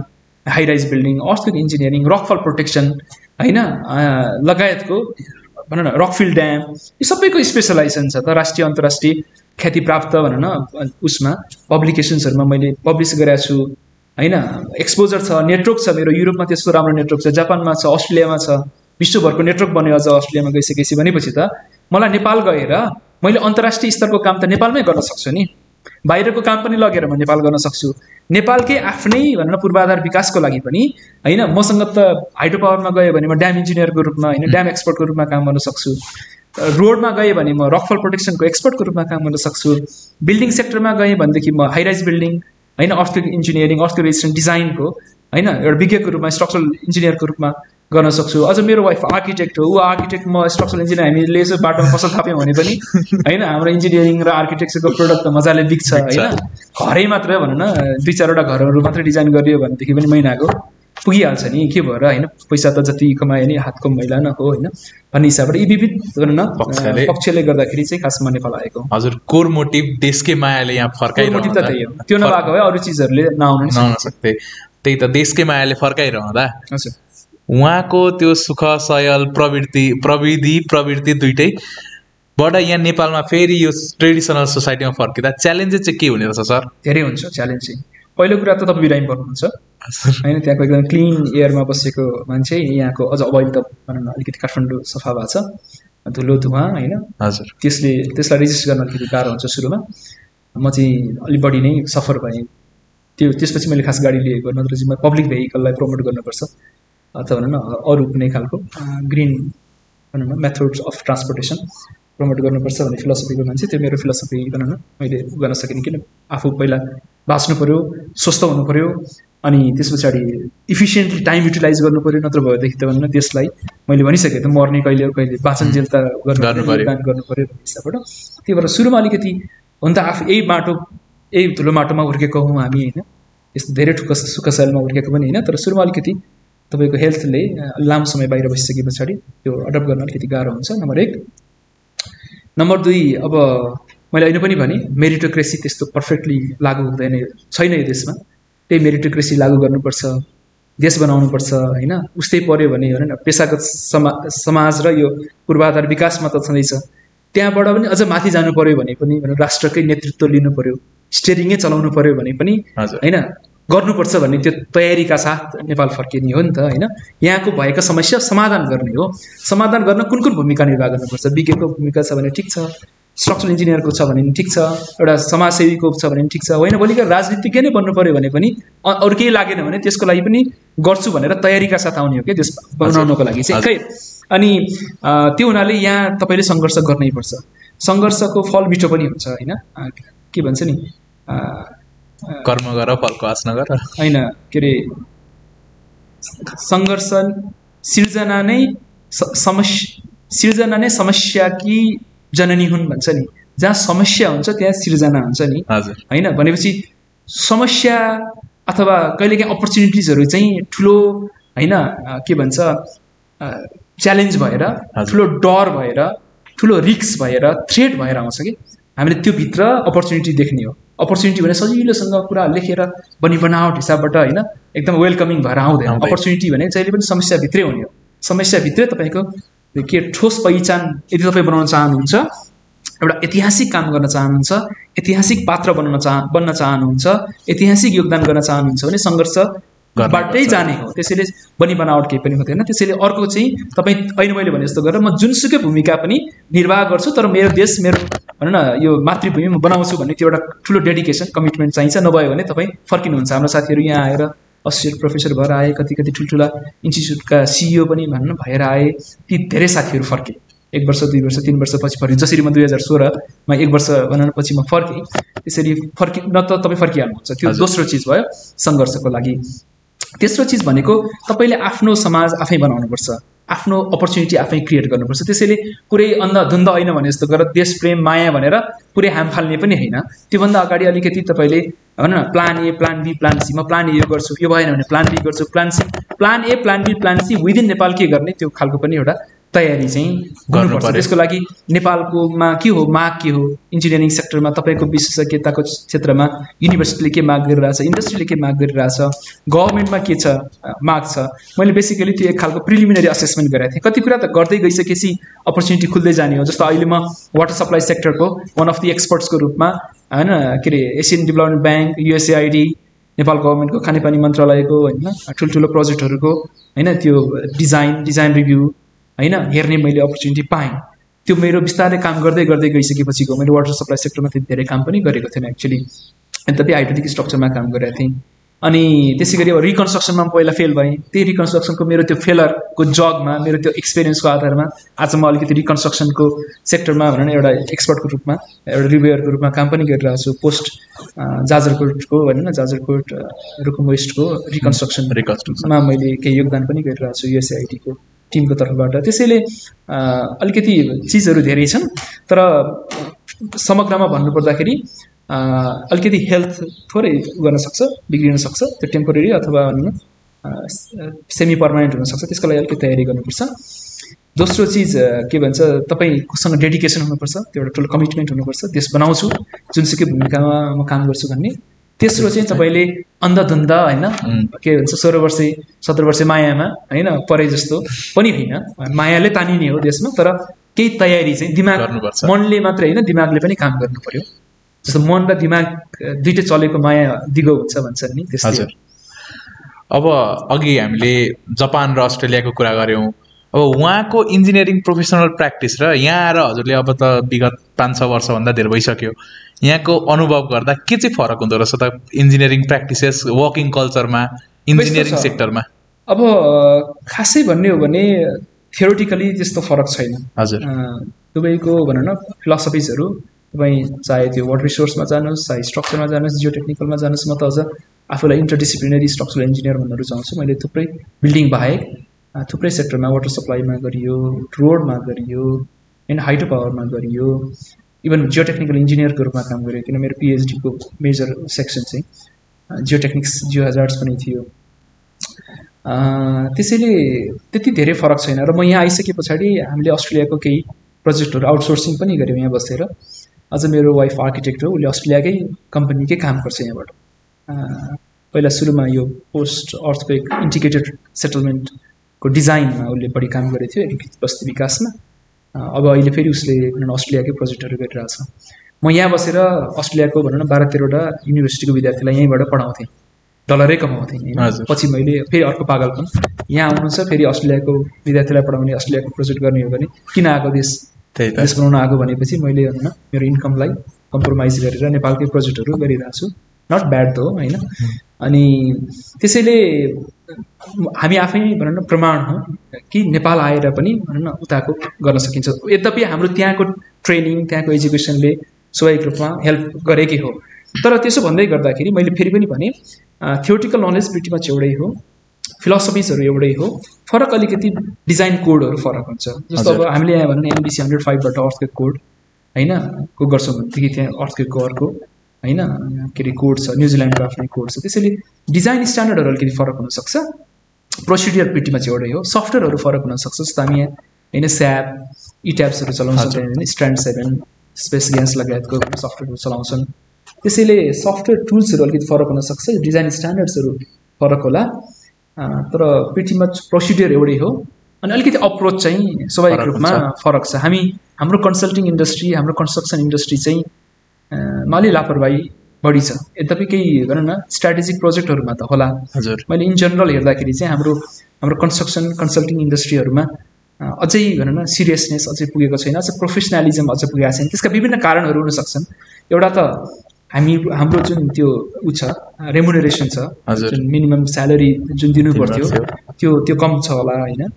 अनि अर्को चिज भनेको हामीले प्रोजेक्टहरू लिँदाखेरि विशेष गरी गभर्मेन्टको प्रोजेक्ट कन्सल्टिङ कम्पनीहरूले लिँदाखेरि लो बिडिङमा लिन्छन्, लो बिडिङमा गरेपछि होइन लो रेटमै काम गर्नु पऱ्यो। त्यसैले जुनियरहरू बढी कठिन छन् होला, सिबी चाहिँ ठुल्ठुला होइन 20 वर्ष एक्सपिरियन्स मान्छेहरूको सिबी प्रयोग गरेर प्रोजेक्ट लिने, तर काम चाहिँ फेरि भनौँ न 1-2 वर्ष एक्सपिरियन्स भएका त्यस्ता खालको कल्चरहरू पनि धेरै देखियो होइन। सर यसमै मैले सोध्न चाहिहालेँ, ठ्याक्कै यही कुरा गरेर त कन्सल्टिङ कल्चरको जस्तै नेपालको कन्टेक्स्टमा चाहिँ हामी कति समाचारहरूमा पनि सुनिरहेका हुन्छन्, एउटा प्रचलित नामै भनौँ पप्पु कन्स्ट्रक्सन भनेर, उनीहरूले बनाएको प्रोजेक्टहरू चाहिँ बनाएको तपाईँको लाइफ स्प्यानको त कुरै छैन, 1 वर्षमै अथवा त्यो कन्स्ट्रक्सन कम्पनी बाहेक पनि अरू कन्स्ट्रक्सन कम्पनीले गरेको बनिसक्दा अथवा बन्दा बन्दै बिग्रिने फल हुने होइन। त्यो कल्चर त्यो चाहिँ के कारणले, जस्तै त्यसको सुपरभिजन त जसले प्रोजेक्ट गभर्मेन्टले दिएको प्रोजेक्ट त्यहाँ पनि इन्जिनियर हुनुहुन्छ, ह्यान्डलिङ गर्नुभएको हुन्छ, हेर्नुभएको हुन्छ, तर त्यसमा चाहिँ कहाँ चुकेर चाहिँ त्यो अवस्था सिर्जना भएको? अब यस्तो छ, अब तपाईँलाई थाहा नै छ एउटा इन्फ्रास्ट्रक्चर डेभलपमेन्ट अथवा होइन एउटा स्ट्रक्चरल सिस्टम हजुर होइन फिजिकली एक्जिस्ट गर्नुभन्दा अगाडि धेरैवटा चरणहरू हुन्छन् द्याट स्टार्ट्स फ्रम लाइक भनौँ तपाईँको topographic survey geological survey geotechnical investigation हुन्छ होइन इभन भनौँ जियोमर्फोलोजिकल म्यापिङहरू हुनसक्छ होइन त्यस पछाडि जियोफिजिक्सहरू लगाएर जियोफिजिकल टेस्टिङहरू गर्नुपर्ने हुनसक्छ अनि त्यस पछाडि बल्ल सिभिल इन्जिनियरिङमा पनि विभिन्न हाइड्रोलोजीको एसेसमेन्ट हुन्छ होइन त्यस पछाडि तपाईँको सेडिमेन्टको भनौँ न एनालिसिस हुने भयो त्यस पछाडि भनौँ न अरू विभिन्न एक्सन्सहरू विभिन्न लोड्सहरू भेहिकलको load earthquake load wind load होइन लगायतका डिफ्रेन्ट एक्सन्सहरू इरेक्सन लोड्सहरू लगायतका अरू कुनै एक्सट्रिम इभेन्ट्सहरू हुन सक्छन् होइन त्यस पछाडि बल्ल तपाईँले एउटा स्ट्रक्चरल सिस्टमलाई आइडियलाइजेसन गरेर अनि त्यसलाई डिजाइन गरेर भनौँ त्यसको रिबार्सहरू अथवा सेक्सन साइजहरू होइन अथवा लेन्थ ब्रेथ हाइटहरू होइन डाइमेन्सन्सहरू गर्ने हो त्यस पछाडि डिटेलिङमा गएर अनि त्यो बल्ल कन्स्ट्रक्सनमा जाने हो कन्स्ट्रक्सनमा जाँदा पनि तपाईँले कन्क्रिट M25 M30 M35 भन्नुहुन्छ त्यो अनुसारको तपाईँले मिक्सिङका कुराहरू आउँछन् क्युरिङका कुराहरू आउँछन् मिक्स डिजाइनको कुराहरू आउँछ वर्कम्यानसिपका कुराहरू छन् होइन अनि त्यस पछाडि जति डिपिआरमा भनौँ न डिटेल प्रोजेक्ट रिपोर्टमा थियो त्यो अनुसारको कन्स्ट्रक्सन कम्पनीले काम गरेको त्यसैले फ्लज हुने ठाउँ अनगिन्ती छन् हजुर अब हाम्रो हकमा जनरलाइज हिसाबबाट भन्ने हो भनेदेखि हाम्रो इन्भेस्टिगेसन नै कमजोर छ त्यसका विभिन्न आयामहरू छन् मैले अहिले पनि भने अब कस्ट कम भयो होला अथवा हामीले कामचोर गर्न खोज्यौँ होला त्यसैले सफिसियन्ट इन्भेस्टिगेसन छैन डेटा धेरै नभएपछि तपाईँको डिजाइन पनि भनौँ न प्रिसाइज एकुरेट हुने भएन अनि दोस्रो चरणमा जाँदाखेरि तपाईँको डिजाइन पनि मैले अहिले पनि भने होइन एकदमै लाइक प्रोफेसनल प्र्याक्टिसको आधारमा होइन फुल्ली एक्सपर्ट्सहरू लगाएर डिजाइन भनौँ न नभएको रिलेभेन्ट एक्सपर्ट्सहरूको इन्भल्भमेन्ट पनि भनौँ अलिक कम देखिन्छ त्यस पछाडि कन्स्ट्रक्सनमा त आफ्नै हरिबिजोग छ त्यहाँ पोलिटिकली प्रोटेक्टेड होला अथवा हाम्रा वर्कर्सहरू भनौँ न स्किल्ड नहोलान् हाम्रा कन्स्ट्रक्सन कम्पनीजहरू त्यति इथिकल नहोलान् अथवा कन्स्ट्रक्सन कम्पनीको त्यो टेक्नोलोजिजहरू भनौँ न हामीले त्यति अडप्ट गर्न नसक्या होला जुन खालको जुन स्तरको होइन प्रोजेक्टहरू छ त्यसैले धेरैवटा चरणमा फ्लजहरू हुन सक्छन् तर जस्तो अब भनौँ न पप्पु लगायतको भनौँ न ब्रिजको भनौँ न कोल्याप्सको कुराहरू गर्ने हो भनेदेखि मेरो विचारमा इन्भेस्टिगेसनमा इन्क्लुडिङ भनौँ न हाइड्रोजियोलोजिकल जियोटेक्निकल होइन यी चिजहरूमा फ्लज हुनसक्छ किनभने धेरै त्यो भाष्यको देखिन्छ अर्को अब यदि भनौँ न त्यस्तो खालको विक सोइल छ भनेदेखि त्यसलाई भनौँ न ग्राउन्ड इम्प्रुभमेन्ट गरेर अथवा इभन स्ट्रक्चरल डिजाइनर्सहरूले त्यो खालको भनौँ डेटा भएको भए स्ट्रक्चरल डिजाइनरहरूले त्यसलाई त्यो रिस्कलाई भनौँ न देखेर विशेष गरी भनौँ न यो अलिकति एक्सट्रिम फ्लड्सहरूलाई होइन ले पुल के अरे उडाएर लग्यो भनिन्छ नि अस्तिको मेरो नयाँ पत्रिकाको एउटा इन्जिनियरिङमा को नयाँ जनादेश भन्ने आर्टिकल छ भनेपछि त्यस्तो एक्सट्रिम इभेन्ट आउन सक्छ नि एक्सट्रिम इभेन्टलाई पनि रेजिस्ट गर्ने गरी यदि हामी अनअभोइडेबल सिचुएसन छ भने हामी स्ट्रक्चरल इन्जिनियरहरूले डिजाइन गर्नु पर्यो त्यो एक्सट्रिम इभेन्टको लागि त्यसैले डिजाइनमा पनि कमजोरी छ र अर्को त कन्स्ट्रक्सनको बेलामा हुने विकनेसेसहरू छन् त्यसैले भनौँ न मल्टिपल लेयरमा त्यो कमजोरीहरू हुन सक्छन् त्यही भएको हो भन्ने लाग्छ मलाई सर अब इन्टरडिसिप्लिनरी नलेजको कुरा गरेर राख्दा जस्तै हाम्रो कमनली स्टुडेन्टले देख्ने भनेको प्रोफेसरहरू स्ट्रक्चरको हुनुहुन्छ जियोटेकको हुनुहुन्छ इन्भाइरोमेन्ट सेनिटेसनको हुनुहुन्छ तर हजुरको चाहिँ यसमा चाहिँ इन्टरडिसिप्लिनरी नलेज छ हजुरले विविध सेक्टरका विविध प्रोजेक्टमा काम गर्नुभएको छ हजुरको विचारमा चाहिँ अझ नेपालको कन्टेक्स्टमा चाहिँ जहाँ चाहिँ एकदमै कम्प्लेक्स सोसाइटी कम्प्लेक्स जियोग्राफी छ त्यहाँ चाहिँ इन्टरडिसिप्लिनरी नलेज हुनु कति इम्पोर्टेन्ट छ एकदमै आवश्यक छ मैले एउटा आर्टिकल पनि लेखेको थिएँ interdisciplinary approach to resilience and sustainability के भन्ने रेसिप्रो भनेर रेजिलियन्स सस्टेनेबल इन्क्लुसिभ रेसिप्रो बेस्ट इन्क्लुसिभिटी बेस्ट प्रस्परिटी भन्ने एउटा त्यस्तो खालको फिलोसफी रेसिप्रो भनेर मैले कोइन गरिरहेको छु बेला बेला मेरो उसमा राइटअपहरूमा इन्टरडिसिप्लिनरी अप्रोच एकदमै आवश्यक छ अब पहिलो कुरा तपाईँले हेर्नु न एउटा हात्ती होइन लाई सुँडबाट छाउनु भयो भने एउटा देखिएला होइन पुच्छरबाट छाउनु भयो भने एउटा देखिन्छ होल हात्ती देखिन्छ नि बल्ल तपाईँले होइन त्यसको भिजुलाइज गर्नुहुन्छ नि त्यसैले इन्फ्रास्ट्रक्चर प्रोजेक्ट भनेको हेर्नुहोस् न आफैमा इन्टिग्रेटेड छ नि तपाईँले त्यसको स्ट्रक्चर मात्र समाएर स्ट्रक्चर आइडियलाइजेसन गरेर होइन bending moment share force axial force गर्छु अनि त्यसरी रिबारहरू मात्रै हाल्छु भनेर हुँदैन तपाईँ त्यो सम्भवै छैन तपाईँलाई हाइड्रोलोजीको भनौँ न कन्सेप्ट हुनै पऱ्यो हाइड्रोजियोलोजीको हुनै पऱ्यो एटलिस्ट स्पेसलाइजेसन एउटा एरियामा होला तर तपाईँको भनौँ न ऊ चाहिँ ब्रेथ चाहिँ जस्तो अस्ट्रेलियातिर चाहिँ विशेष गरी युनिभर्सिटी अफ मेलबर्नको एउटा मेलबर्न मोडल भन्ने छ, उसले ब्रेथ र डेप्थ भन्छ। डेप्थ एउटा चिजमा हुन्छ, ब्रेथ चाहिँ सबैको हुन्छ। अझ उसले त कमर्स पढाउँछ, इन्जिनियरिङ कमर्सको भनौँ न थुप्रै सब्जेक्ट्सहरू पढाउँछ। हुन त हाम्रोमा पनि अलिकति भनौँ न यो इन्जिनियरिङ इकोनोमिक्स अनि त्यस पछाडि इङ्ग्लिस कम्युनिकेसन इङ्ग्लिस त्यो भइगयो र साथसाथै अलिकति इलेक्ट्रिकल इलेक्ट्रोनिक्सहरू पनि गर्छन्। तर त्योभन्दा नि अझ बृहत रूपमा प्रोफेसनल प्र्याक्टिसमै भनौँ न इङ्गेज हुने उहरू डिसिप्लिन्सहरू मा भनौँ त्यसरी गर्नुपर्छ जस्तो लाग्छ। त्यसैले इन्टरडिसिप्लिनरी अप्रोच इन्जिनियरिङमा अझ बेसिकली सिभिल इन्जिनियरिङमा त एकदमै आवश्यक छ।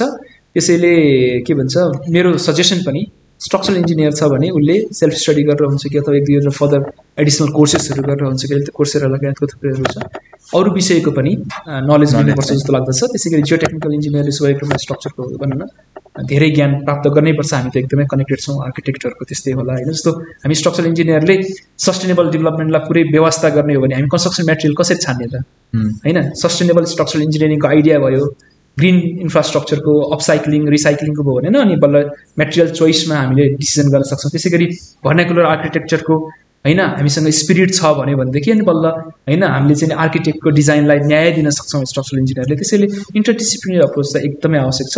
अझ बेसिकली हाम्रो जस्तो मल्टी हजार्ड होइन, अझ भन्नु क्यास्केडिङ हजार्ड, क्यास्केडिङ भनौँ न क्यास्केड इफेक्ट इन डिजास्टर, यी चिजहरूलाई पनि समग्रमा हेर्नु पर्दाखेरि हामीलाई इन्टरडिसिप्लिनरी अप्रोच एकदमै आवश्यक छ। अब डिजास्टरकै टर्म्स युज गरिराख्दा नेपाल भनेको चाहिँ डिजास्टरबाट एकदमै पीडित हुने कन्ट्री हो। स्पेसली अब अर्थक्वेकको कुरा गर्दा त हामी धेरै नै सिभियर कन्डिसनमा छौँ। यस्तो अवस्थामा हामी के कुरामा चाहिँ मिटिगेटिङ मेजर्समा यसको ड्यामेज कन्ट्रोलमा के कुरामा पछि परेका छौँ एक कुरा, अनि अर्को कुरा चाहिँ जुन हजुरले काम पनि त्यसमै गरिराख्नु भएको छ। अब हाम्रा स्ट्रक्चरहरू मौलिक स्ट्रक्चरहरू एउटा सर्टेन स्ट्रेन्थ छ, अब त्यहाँ युज भएको मेटेरियलको स्ट्रेन्थ त बढाउन सकिन्न, तर पनि हामी मौलिकता पनि हरास भनेर जान त चाहन्नौँ। त्यसको सोल्युसन के हुनसक्छ, त्यसतर्फ आफ्नो अप्रोच इन्साइट दिनु है। हजुर, okay, all right, that's a very good question. अब यस्तो छ, अब अहिले भन्यो नि जस्तो अर्थक्वेक, विन्ड होइन, तपाईँको फ्लड, ल्यान्डस्लाइड होइन, अरू भनौँ न erection load, dead load, live लोडहरू त छँदैछ। त्योभन्दा स्ट्रक्चरमा होइन, अनि त्यसपछि डिजास्टरको कुराहरू गर्ने भनेदेखि यो विविध खालका डिजास्टर बाहेक अर्को त हामीले इभन हाम्रै उसमा जीवनकालमा अस्ति मात्रै हामीले कोभिड फेस गऱ्यौँ, इभन पेन्डेमिक हामीले फेस गर्नुपर्छ, हेल्थ हेजार्ड समेत फेस गर्नुपर्छ। इभन स्ट्रक्चरल इन्जिनियरहरूले भनौँ न अथवा मेकानिकल इन्जिनियरहरूले अथवा भनौँ न अरू भनौँ न सिभिल इन्जिनियरहरूले कोभिड कम्ब्याट टेक्नोलोजिजहरू समेत डेभलप गर्नुपर्छ। त्यो खालको त्यो भनौँ न कोभिड रेस्पोन्सिभ होइन इन्फ्रास्ट्रक्चरहरू, हस्पिटल फेसिलिटिजहरू त्यसरी भनौँ इन्फेक्सियस डिजिजको लागि हामीले डिजाइन गर्नुपर्छ। त्यसैले काम गर्नुपर्ने एरियाजहरू पहिलो त टेक्नोलोजीमै छ। हामी प्रविधिमा भनौँ न कमजोर छौँ, हामी हाम्रो आफ्नै एकदमै इनोभेटिभ टेक्नोलोजिजहरू होइन हामी विकास गर्न त्यति धेरै नसकौँला। यद्यपि हाम्रा पुरातात्विक प्रविधिहरूलाई त्यसलाई मोडर्नाइज गर्ने, त्यसलाई अझै बढी वैज्ञानिक बनाउने, त्यसलाई सुधार गर्ने, इम्प्रोभाइज गर्ने कुराहरू छँदैछन्। यद्यपि बाहिर भएका प्रविधिहरूलाई भनौँ न ट्रान्सफर गरेर रिभर्स इन्जिनियरिङ गरेर हुन्छ कि अथवा भनौँ न एउटा टिममा काम गरेर ग्लोबल टिममा काम गरेर टेक्नोलोजी ट्रान्सफर गरेर हुन्छ कि त्यसरी हामीले काम गर्नुपर्छ जस्तो लाग्छ। एउटा कुरा चाहिँ हामी यदि डिजास्टर रेजिलियन्ट सोसाइटी हुने हो भनेदेखि पहिलो कुरा टेक्नोलोजीमा काम गर्नु पऱ्यो। दोस्रो चिज भनेको भनौँ न बेसिकली इन्जिनियरिङ र भनौँ न बेसिकली प्लानिङमा बढी काम गर्नुपर्छ जस्तो लाग्छ, किनकि यसको धेरै ठुलो भूमिका छ। तेस्रो चिज भनेको चाहिँ म्यानेजमेन्ट पनि हो, म्यानेजमेन्ट, पोलिसी, गभर्नेन्स होइन, इभन डिजास्टर गभर्नेन्स भन्ने एउटा भनौँ राम्रो शब्द पनि छ डिजास्टर रिस्क रिडक्सन र डिजास्टर रिस्क म्यानेजमेन्टमा। त्यसैले यो एकदमै इन्टिग्रेटेड ग्लोबल र होलिस्टिक भनौँ न अप्रोचमा हामी भनौँ न डिजास्टरलाई एड्रेस गर्नुपर्छ। अब अर्को जुन तपाईँले भन्नुभयो नि जस्तो हाम्रा मौलिक घरहरू छन्, ढुङ्गा माटोका घरहरू छन्, तिनको संरक्षण के चाहिँ हामीले नगर्ने भन्नु पऱ्यो होइन। सस्ता खालका जस्ताका टिनका होइन उसमा सेड्सहरूमा जानु पऱ्यो कि चाहिँ महँगा होइन के अरे रिइन्फोर्स कन्क्रिटका अलिक महँगा घरहरूमा होइन जानु पऱ्यो।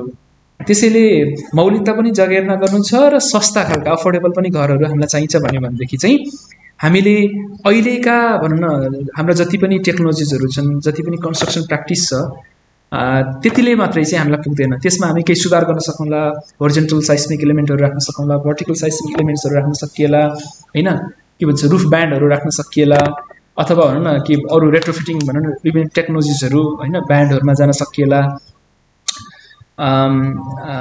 तर त्यतिले गर्दाखेरि पनि त्यसको फ्रेजिलिटी हेर्नुभयो भनेदेखि तपाईँले त्यसको लिमिटेड क्यापासिटी हुन्छ। त्यसो भने डिमान्ड त धेरै छ, अर्थक्वेक त हाम्रो त एकदम हाई भनौँ न साइस्मिक भनौँ न जोनमा छौँ। हाम्रो इभन बिल्डिङ कोडले जति अर्थक्वेक भनेको छ त्योभन्दा 2 गुणा 3 गुणा बढी अर्थक्वेक आउँछ भनेर पनि कति रिसर्चरहरूले प्रोजेक्ट गरेका छन् होइन। त्यो खालको उहाँहरूको एस्टिमेसन होइन प्रोजेक्सन छ। र त्यो चिज हामीले जापानको अर्थक्वेकमा पनि देख्यौँ, उनीहरूको बिल्डिङ कोडभन्दा 2 गुणा 3 गुणा अर्थक्वेक पनि होइन आइरहेको छ। त्यसैले भुइँचालो ठुलो जान सक्छ। ठुलो भुइँचालोमा नि कमसेकम हाम्रा जनताहरू नमरुन्, हाम्रो घर चाहिँ कम्प्लिटली कोल्याप्स नहोस्, त्यो हो नि हाम्रो फिलोसफी थियो। हाम्रो अर्थक्वेक रेजिस्टेन्ट डिजाइन फिलोसफी त्यस्तो हुनुपर्छ। त्यसैले त्यो हुने हो भनेदेखि चाहिँ अहिले आएको भुइँचालोको धक्कालाई डिसिपेट गर्ने खालको टेक्नोलोजीमा हामी जानैपर्छ। एनर्जी डिसिपेटिङ सिस्टममा हामी जानु पर्यो। अब एनर्जी डिसिपेटिङ सिस्टम पनि जस्तो भनौँ न एकदम स्ट्रक्चरल बेस आइसोलेसनहरू हुनसक्छ होइन, तपाईँको चाहिँ के भन्छ हाइड्रोलिक खालको हुनसक्छ, फ्रिक्सन बेस्ड ड्याम्पर्सहरू हुनसक्छ। त्यो आफैमा एक्सपेन्सिभ पनि छ, त्यो आफैमा सोफिस्टिकेटेड पनि छ। हामीले चाहिँ जस्तो 2072 को भुइँचालो पछाडि रबर सोइल मिक्स टेक्नोलोजी जुन चाहिँ एउटा one of the geotechnical साइस्मिक isolation technologies हो, र जिएसआई जियोटेक्निकल साइस्मिक आइसोलेसनको चाहिँ करिब करिब होइन 4-5 दर्जन उसको भनौँ न देशका विश्वविद्यालयका उहरू रिसर्चर्सहरू इन्डस्ट्रीका कन्सल्टेन्टहरूको एउटा कन्सोर्टियम छ, एउटा नेटवर्क छ जिएसआई ग्लोबल भन्ने। त्यसमा म नेपालको प्रतिनिधित्व गर्छु। त्यहाँ मेरो साथी मेरो मेन्टर प्रोफेसर हिङ्गो स्याङ अस्ट्रेलियामा थियो, अहिले युकेमा गएको छ। उहाँले यसलाई गर्नुहुन्छ, लिड गर्नुहुन्छ यो ग्लोबल टिममा। त्यसले थुप्रै काम गरिरहेछ जियोटेक्निकल साइस्मिक आइसोलेसनको सेक्टरमा र पर्टिकुलरली रबर बेस्ड आइसोलेसन टेक्नोलोजीमा। यसमा चाहिँ के हुन्छ भने तपाईँको अहिलेको जुन जग छ, जगभन्दा मुनि होइन, अब यसको डिटेल पछि कुरा गरौँला। ब्रिफली भन्नुपर्दाखेरि यो फ्यालेका टायर होइन जुन इन्भाइरोमेन्टल पोल्युसन गरिरहेछन् त्यसको टुक्रा माटोमा मिसाएर होइन, त्यसको कति साइजको टुक्रा बनाउने, कति मिसाउने, त्यसको फेरि अर्को साइन्स छ जुन हामीले एउटा चार्ट पनि बनाएको छौँ हो। त्यसलाई चाहिँ घरको जगभन्दा मुनि राख्ने हो भने त्यसले 40% 50%सम्म भुइँचालोको धक्का मार्दो रहेछ। भनेपछि हाम्रो बिल्डिङले होइन 40-50-60% अर्थक्वेक मात्र लिनु पर्यो। भनेपछि नर्मल अर्थक्वेकमा हाम्रा बिल्डिङहरू केही नै हुँदैन, नो ड्यामेज हुने भए, नो ड्यामेज टेक्नोलोजी भयो। ठुलो भुइँचालो आयो भने पनि हाम्रा बिल्डिङहरू सडनली कोल्याप्स हुँदैनन् र धनको क्षति हुँदैन। त्यसैले अबको भनौँ न वे फरवर्ड, अबको फ्युचर भनेको, अबको अर्बन फ्युचर भनेको र अर्थक्वेक इन्जिनियरिङमा र अर्थक्वेक रेजिस्टेन्ट डिजाइनमा र रेजिलियन्स र sustainable resilience and sustainable based प्रस्पेरिटीमा यदि हामी जाने हो भनेदेखि अब हामी यस्ता रबर सोइल मिक्स टेक्नोलोजी जस्ता होइन सस्टेनेबल के लो ड्यामेज र लो कस्ट अनि रेडिली एभाइलेबल धेरै सोफिस्टिकेटेड भनौँ न नलेज टेक्नोलोजी नचाहिने प्रविधिमा जानुपर्दछ जस्तो लाग्दछ। हामी त्यो प्रविधिमा निरन्तर काम गरिरहेका छौँ। आउँदा दिनहरूमा अझ विशेष गरी सेसका भनौँ न जो इन्ट्रेस्टेड भाइ बहिनीहरू हुनुहुन्छ र पुल्चो क्याम्पसका भनौँ न फेलो उहरू एकाडेमिक्सहरू अरू प्रोफेसनल उहरू लाइक एक्सपर्ट्सहरूसँग कोलाबोरेसन गरेर अगाडि यसमा काम गर्नै पर्छ जस्तो लाग्छ मलाई चाहिँ।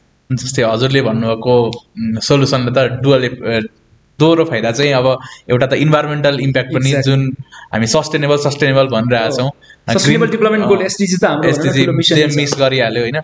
अब त्यो सँगसँगै अरू यस्ता के हुन सक्छन् इन्जिनियरिङ ट्रेन्ड अथवा इन्जिनियरिङ इभोल्युसन जसले चाहिँ सस्टेनेबल एन्ड ग्रिन ग्रोथलाई कन्ट्रिब्युट गर्न सकुन्? कस्तो राम्रो क्वेसन यो चाहिँ, के अरे मिस्टर नेपाल मिस नेपाल जस्तो क्वेसन रहेछ। एक्ज्याक्टली अबको फ्युचर भनेको ग्रिन इन्फ्रास्ट्रक्चर, ग्रिन टेक्नोलोजी होइन, सस्टेनेबल डेभलपमेन्ट नै हो। त्यसको लागि चाहिँ हामी जे गर्छौँ त्यसमा भनौँ न सस्टेनेबल अप्रोचबाट सोच्नु पर्यो। सबभन्दा पहिलो कुरा हामीले प्रयोग गर्ने भनौँ न कन्स्ट्रक्सन मेटेरियल अथवा टुल्स अथवा इभन टेक्नोलोजिजहरू चाहिँ रियुजमा जाने गरी सोच्नु पर्यो होइन। जस्तो कति कुराहरू भनौँ डिसमेन्टल गरेका उसको इन्फ्रास्ट्रक्चरको सामान हामीले प्रयोग गर्न सक्छौँ नि होइन।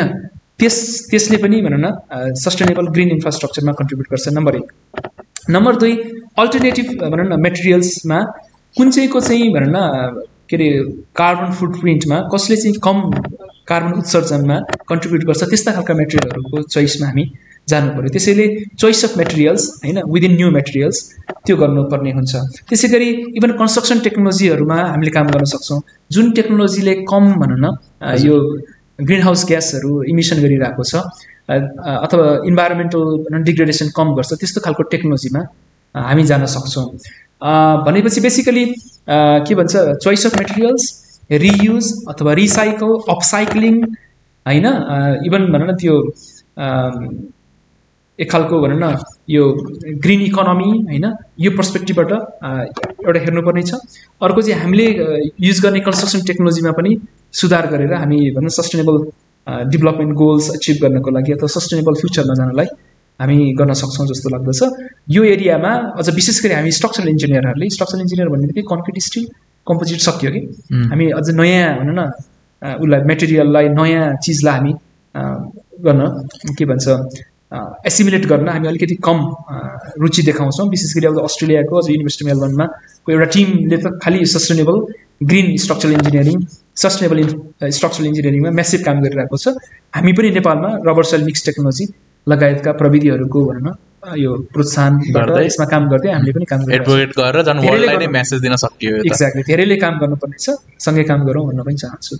त्यही त। अब सर हजुरले इन्जिनियर भएर पूर्व मेचीदेखि पश्चिम महाकालीसम्म काम गरिरहँदा त्यहाँका समाजहरूलाई बुझ्दाखेरि हजुरले विगत लाइक 10 वर्ष 20 वर्ष अगाडि र अहिले पाउनुभएको स्ट्रक्चरलको वाइज इन्जिनियरिङ ट्रेन्ड्स फरक पनि के पाउनुभयो, प्लस मान्छेहरूमा चाहिँ कति धेरै इन्जिनियरिङ अवेरनेस आउन थालेको छ, यसमा पनि हजुरको इन्साइट। जस्तै यसमा चाहिँ मैले के पनि भन्न चाहेँ भने यो ट्रेन्ड चेन्ज हुनेमा चाहिँ अहिले हाम्रो गाउँहरूमा पनि एकदमै इन्ट्रोड्युस भएको टेक्नोलोजी भनेको आइबिम टेक्नोलोजी। पहिले कन्क्रिट लगाएर अहिले पनि आरसिसी युज भन्ने त छँदैछन्, तर अनि आइबिएमको टेक्नोलोजी बढिराख्दा स्टिल सेक्सनमा बढिराख्दाखेरि हाम्रै घरमा पनि पल्लो घरमा बन्दाखेरि तपाईँको यसले बनाएको घर त दह्रो हुन्छ र भन्ने खालको एउटा मान्छेमा थाहा छैन नि त, त्यो नयाँ प्रविधि हो भन्ने। अनि यो एउटा चेन्ज आउँदै गरेको ट्रेन्ड देखिया छौँ। यस्ता के छन् हजुरले देख्नुभएको? मिसन भाइ, यो आजको यो पोडकास्टमा बसिरहँदाखेरि मैले दर्जनौँ भनौँ न पोडकास्ट इन्टरभ्युजहरू थिएँ। यो चाहिँ साँच्चै अहिले मैले सुरुमा भनेको थिएँ नि, यो सिएसलाई थिङ्क ट्याङ्कको रूपमा विकास गर्नुपर्छ। थिङ्क ट्याङ्क नै भएको जस्तो अनुभूति भइरहेछ। जुन लेभलको तपाईँले क्वेसन्सहरू सोध्नु भएको छ नि, भेरी भेरी फ्यान्टास्टिक क्वेसन्स। अब भनौँ न यो इमर्जिङ ट्रेन्ड्स इन लाइक भनौँ सिभिल इन्जिनियरिङ हाम्रो उसमा, हाम्रो कन्टेक्स्टमा तपाईँले भनेको ठ्याक्कै त्यसको उत्तर दिन खोज्दै थिएँ। एउटा त अब हामीलाई समय होइन, कन्स्ट्रक्सन टाइम, अनि त्यस पछाडि कन्स्ट्रक्सनको भनौँ साइटको क्वालिटी कन्ट्रोल, साइटमा वर्कम्यानसिप, यी चिजहरू हाम्रो च्यालेन्जेसहरू। त्यसैले बिस्तारै अब हामी होइन प्रिकास्ट टेक्नोलोजीमा जान खोजिरहेका छौँ, किन हाम्रो समयको के अलि महत्त्व छ र भनौँ न हामीले सोचे जस्तो म्यान पावरहरू साइटमा पाउन अथवा त्यो इन्भाइरोमेन्टमा काम गर्नलाई गाह्रो छ। त्यसैले अहिले इमर्जिङ भनौँ न ट्रेन्ड्सहरूमा एउटा चाहिँ स्टिल स्ट्रक्चर हो। बेसिकली भनौँ न हामी कन्क्रिटबाट स्टिलतिर स्विच गरेका छौँ। एउटा मोटिभेसन भनेको फास्ट कन्स्ट्रक्सन र फ्याक्ट्रीमा त तपाईँले क्वालिटी कन्ट्रोल गर्न सक्नुहुन्छ नि होइन, तपाईँको आफ्नै इन हाउसले गर्छ, त्यसलाई ट्रान्सपोर्टेसन मात्रै गर्ने हो। त्यसै गरी कन्क्रिटमा पनि आएको छ। हाम्रै सिएसको founding executive member doctor Bishnu Gautam, उहाँ क्यानाडा रिटर्नी हो, उहाँले सार्थक कन्क्रिट भनेर प्रिकास्ट कन्क्रिटको प्यानल्सहरू सुरु गर्नुभएको छ। एकदमै मार्भलस काम गर्नुभएको छ उहाँहरूले होइन। भनेको जुन M25 M30 को भनौँ न कन्क्रिटको प्यानल्सहरू, त्यो पनि पार्टिसनको लागि होइन, उहाँहरूको थुप्रै प्रडक्ट्सहरू छ, जस्तो कम्पाउन्ड वालको छ, पार्टिसनको छ, माथि के अरे रुफको छ। भनेपछि त्यसको मोटिभेसन एउटा चाहिँ कन्स्ट्रक्सन टाइम सेभिङ हो, एउटा कुरा। अर्को कुरा चाहिँ हामी अब बिस्तारै जग्गाहरू पनि हाम्रो महँगो हुन थाल्यो होइन। हामी पर स्क्वायर फिटमा भाडामा लाउन थाल्यौँ कि, पहिला जस्तो छैन। जस्तो विदेशमा पर स्क्वायर फिटमा तपाईँको रेन्टमा जान्छ। त्यसैले हाम्रो लागि एरिया महत्त्वपूर्ण भयो होइन। तपाईँले लाइक फर इक्जाम्पल भनौँ न 6 इन्च मात्रै सेभिङ गर्नुभयो, अनि त्यो चाहिँ होइन तपाईँको चाहिँ 100 फिट भयो भने त्यो त धेरै स्क्वायर फिट तपाईँले सेभ गर्नुभयो नि। त्यसैले स्पेस सेभिङ गर्ने हिसाबबाट आर्किटेक्चरली अलिकति स्लिम सेक्सन्सहरूमा जाउँ भन्ने खालको भनौँ न आर्किटेक्टहरूको पनि सायद मोटिभेसनले र हाम्रो आफ्नो भनौँ न इकोनोमी अथवा यसमा भएको बिजनेस कमर्सले गर्दाखेरि पनि स्लिम सेक्सनमा जाने ट्रेन्डले गर्दाखेरि नै स्टिलमा जाने, प्रिफ्याबहरूमा जाने होइन। प्रिफ्याबको जस्तो 2 इन्चको होइन वाल, 50 mm को, 60 mm को, 75 mm को वालहरू भन् कम्पेयर टु 230, 100 त्यस्तो खालको ट्रेन्ड छ। त्यो एकदमै देखिन्छ त्यो ट्रेन्ड हजुर विगत 15-20 वर्षको एउटा। अनि अर्को चाहिँ तपाईँले भने जस्तो गरेर जनताहरू पनि जस इन्जिनियरलाई लाउनुपर्छ घर बनाउनलाई, डिजाइन गर्नलाई, होइन घर बनाइरहेको बेलामा इन्जिनियरलाई एकचोटि कन्सल्ट गर्नुपर्छ, ठेकदारको मात्रै होइन अथवा कन्ट्राक्टरको मात्रै भर परेर हुँदैन भन्ने त्यो अवेरनेस पनि धेरै हदसम्म आएको छ। यद्यपि त्यो अझै धेरै आउन जरुरी छ। अनि अब अर्को कुरा चाहिँ एउटा अब यो त विकास हुँदै गएपछि, इभोल्युसन हुँदै गइसकेपछि त झन् हामी एडभान्स हुँदै जानुपर्ने, तर मेरो एउटा फ्रस्ट्रेसन पनि छ। यो कन्सल्टिङ र कन्स्ट्रक्सनमा चाहिँ हामी लत्तो छाड्दै पनि गएको छौँ, हामी गम्भीर कम हुँदै पनि गएको छौँ। यसका विभिन्न कारणहरू हुन सक्छन्, जस्तो राज्य नै त्यस्तै छ कि होइन, तपाईँको अलिकति स्क्रुटिनी हुने, होइन पेनाल्टी हुने, होइन डिसिप्लिनरी हियरिङ हुने, होइन इभन नेपाल इन्जिनियरिङ काउन्सिलले त्यसलाई अलिकति भन्ने स्ट्रिन्जेन्ट हिसाबबाट होइन मोनिटरिङ गर्ने, कारबाही गर्ने, गल्ती गरेकाहरूलाई भागो जस्तो भन्नुभयो नि तपाईँले। एउटा के अरे ब्रिज फेलरको त कति केसहरू हुँदाखेरि भनौँ केही भइरहेको छैन। नगरकोटको बाटो हेर्नुहोस्, त्यो मेरो घर मण्डनदेवपुर जाने नगरकोटको त्यस्तो टुरिज्मको बाटो होइन, त्यत्रो जनताले आन्दोलन गर्दाखेरि पनि होइन कन्ट्र्याक्टरले काम गर्दैन। त्यसैले के भन्छ पोलिटिकली अनि गभर्नेन्स हिसाबबाट र समाजको भनौँ न अलिकति सिरियसनेस यसमा चाहिँ सबैकोमा कम भएको छ र त्यो कन्ट्र्याक्टर कन्सल्टेन्ट सबैमा छ। तर भनौँ न प्रविधिको हिसाबबाट एडभान्स हुँदै हुँदै गएको छ, नयाँ नयाँ अल्टरनेटिभ कन्स्ट्रक्सन मेटेरियल्सहरू आएको छन्। र त्योभन्दा नि महत्त्वपूर्ण कुरा अहिले भनियो नि, जस्तो भर्नाकुलर आर्किटेक्चरलाई भनौँ न प्रिजर्भ गर्ने हिसाबबाट ठिङ्ग परेका भनौँ न कन्क्रिटका पिलरहरू मात्रै होइन, कन्क्रिटकै घर बनाए पनि अलिकति भर्नाकुलर आर्किटेक्चर देखाउनुपर्छ भन्ने त्यस्तो खालको अप्रोच फर्म स्ट्रक्चरल फर्ममा आएको छ। त्यसै गरी इन्टरलकिङ ब्रिक्सहरू भयो, स्यान्ड ब्याग भयो, होलो कन्क्रिट ब्लक्सहरू भयो, इभन भनौँ न के अरे ऱ्याम्ड अर्थ भयो, थुप्रै अरू अल्टरनेटिभ टेक्नोलोजिजहरू पनि इन्ट्रोड्युस हुँदै गइरहेको छन्। त्यसैले समग्रमा सकारात्मक छ, तर राज्य समाज र हाम्रो भनौँ न यो के भन्छ अकाउन्टेबिलिटी त्यो चाहिँ कता कता खस्केको जस्तो फिल हुन्छ। सर अब मेरो विचारमा चाहिँ इन्जिनियर लाइफ भनेको चाहिँ स्पेसली सिभिल इन्जिनियरिङ एकदमै सोसल लाइफ हो क्या। हामीले चाल्ने हरेक कदम चाहिँ गिभिङ ब्याक टु द सोसाइटीसँग रिलेटेड हुन्छ, किनभने हामीले भनेको जनजीवन अलिक भयो भने अलिकति भयो भने उच्च गर्नलाई नै काम गरिरहेको हुन्छन् हाम्रो हरेक वर्कहरूमा। अब यस्तो परिवेशमा हजुरले यत्रो वर्ष यो नेपाल अन्तर्राष्ट्रिय जगतमा काम गरिराख्दा, यति धेरै प्रोजेक्टमा काम गरिराख्दा हजुरको वान अफ द च्यालेन्जिङ प्रोजेक्टहरू के थियो, त्यसमा भएको बेसिकल्ली सोसियल एक्सपिरियन्सको टर्म्सबाट, किनभने सोसाइटी भन्ने कुरो एकदमै कम्प्लेक्स कुरा हो, हजुरले समाजलाई निकै बुझ्नु पनि भएको छ। अनि ती कुनै यस्ता स्टोरिज जुन चाहिँ हजुरको मेमोरीमा छाप बसिरहे? यो पनि तपाईँले क्वेसन जसरी सोधे पनि यो धेरै गहन क्वेसन सोध्नु भएको छ। अहिले चाहिँ कस्तो छ भने बेसिकली हुन त अब हामीले पनि सिभिल इन्जिनियरिङ पढ्दाखेरि के अरे टेक्नोलोजी, सोसाइटी एन्ड इन्भाइरोमेन्ट भन्ने के एउटा सब्जेक्ट पनि पढ्थ्यौँ होइन, सोसाइटीको केही न केही। त्यसै गरी इन्जिनियरिङ प्रोफेसनल प्र्याक्टिस भयो, त्यहाँ भन्न कन्फ्लिक्ट अफ इन्ट्रेस्ट, इथिकल प्र्याक्टिसेसहरूको बारेमा नि हामी अलिअलि गन्थन गर्थ्यौँ। तर त्योभन्दा महत्त्वपूर्ण कुरा चाहिँ अब अहिले चाहिँ एउटा नयाँ प्याराडाइम नै आएको छ हाम्रो सिभिल इन्जिनियरिङ इन्फ्रास्ट्रक्चर डेभलपमेन्टमा। जस्तो जेसी भन्ने आएको छ, gender equality and social inclusion भन्ने होइन, अलिकति जेन्डर इन्क्लुसिभिटीलाई अलिकति जोड दिनुपर्ने, वुमेन इन लिडरसिप होइन, वुमेन इङ्गेजमेन्ट अलि बढाउनु पर्ने भन्ने एउटा त्यस्तो खालको अप्रोच छ। त्यसै गरी अलिकति मार्जिनलाइज कम्युनिटिजका मान्छेहरूलाई को भोइस चाहिँ तपाईँले भन्नु न प्रोजेक्ट प्लानिङमै राख्नुपर्ने, उहाँहरूको पहिचान, उहाँहरूको होइन त्यहाँ भइरहेको कल्चर चाहिँ मासिन नहुने। त्यस पछाडि भनौँ न अब इन्भाइरोमेन्टल एसेसमेन्ट त पहिलादेखि नै भइरहेको हो। त्यसै गरी सोसियलको भनौँ न एउटा ड्यु डिलिजेन्स गर्नुपर्ने, social safeguarding, social and environmental safeguarding भन्छौँ हामी होइन। त्यसै गरी डेभलपमेन्ट पार्टनर्सको प्रोजेक्टहरूमा त्यो धेरै छ र नेपाल सरकारको प्रोजेक्टहरूमा पनि आएको छ। त्यसैले मैले अहिले पनि भने इन्टरडिसिप्लिनरी अप्रोचमा हामीले इन्जिनियरिङको टेक्नोलोजीको इन्टरडिसिप्लिनरी अप्रोचको कुरा गऱ्यौँ, त्यो बाहेक चाहिँ सोसियल इन्टरडिसिप्लिनरी अप्रोच पनि चाहिन्छ। अब मैले पनि वास्तवमा काम गर्दै गर्दै सिकेको हो, त्यति धेरै अब हाम्रो पढाइ पनि थिएन, प्र्याक्टिस पनि त्यस्तो खालको थिएन। त्यसैले अब अहिले मैले केही प्रोजेक्टहरूमा प्लानिङ स्टेजमा डिजाइन गर्दाखेरि पनि यो प्रोजेक्टले जेसी रेस्पोन्सिभ छ कि छैन होइन, यसले जेन्डरको इस्युजहरूलाई होइन एड्रेस गराएको छ कि छैन, अथवा भनौँ मार्जिनलाइज कम्युनिटिजको अथवा त्यहाँको लोकल कल्चर होइन, त्यहाँको हेरिटेज होइन, त्यहाँको इन्डिजिनियस उहरू बिलिफ्सहरू होइन, त्यसलाई यसले कतिको डिस्टर्बेन्स गराएछ भनेर हेर्ने हुन्छ। एउटा पक्ष त्यो हो। अर्को सोसियल पक्ष भनेको होइन तपाईँले भन्नुभयो, मलाई त के लाग्छ भने एक दिन मेरो सपना अथवा मेरो सोच चाहिँ यो देशका सब पार्लिमेन्टेरियनहरू सबै सिभिल इन्जिनियर हुनुपर्छ जस्तो लाग्छ मलाई।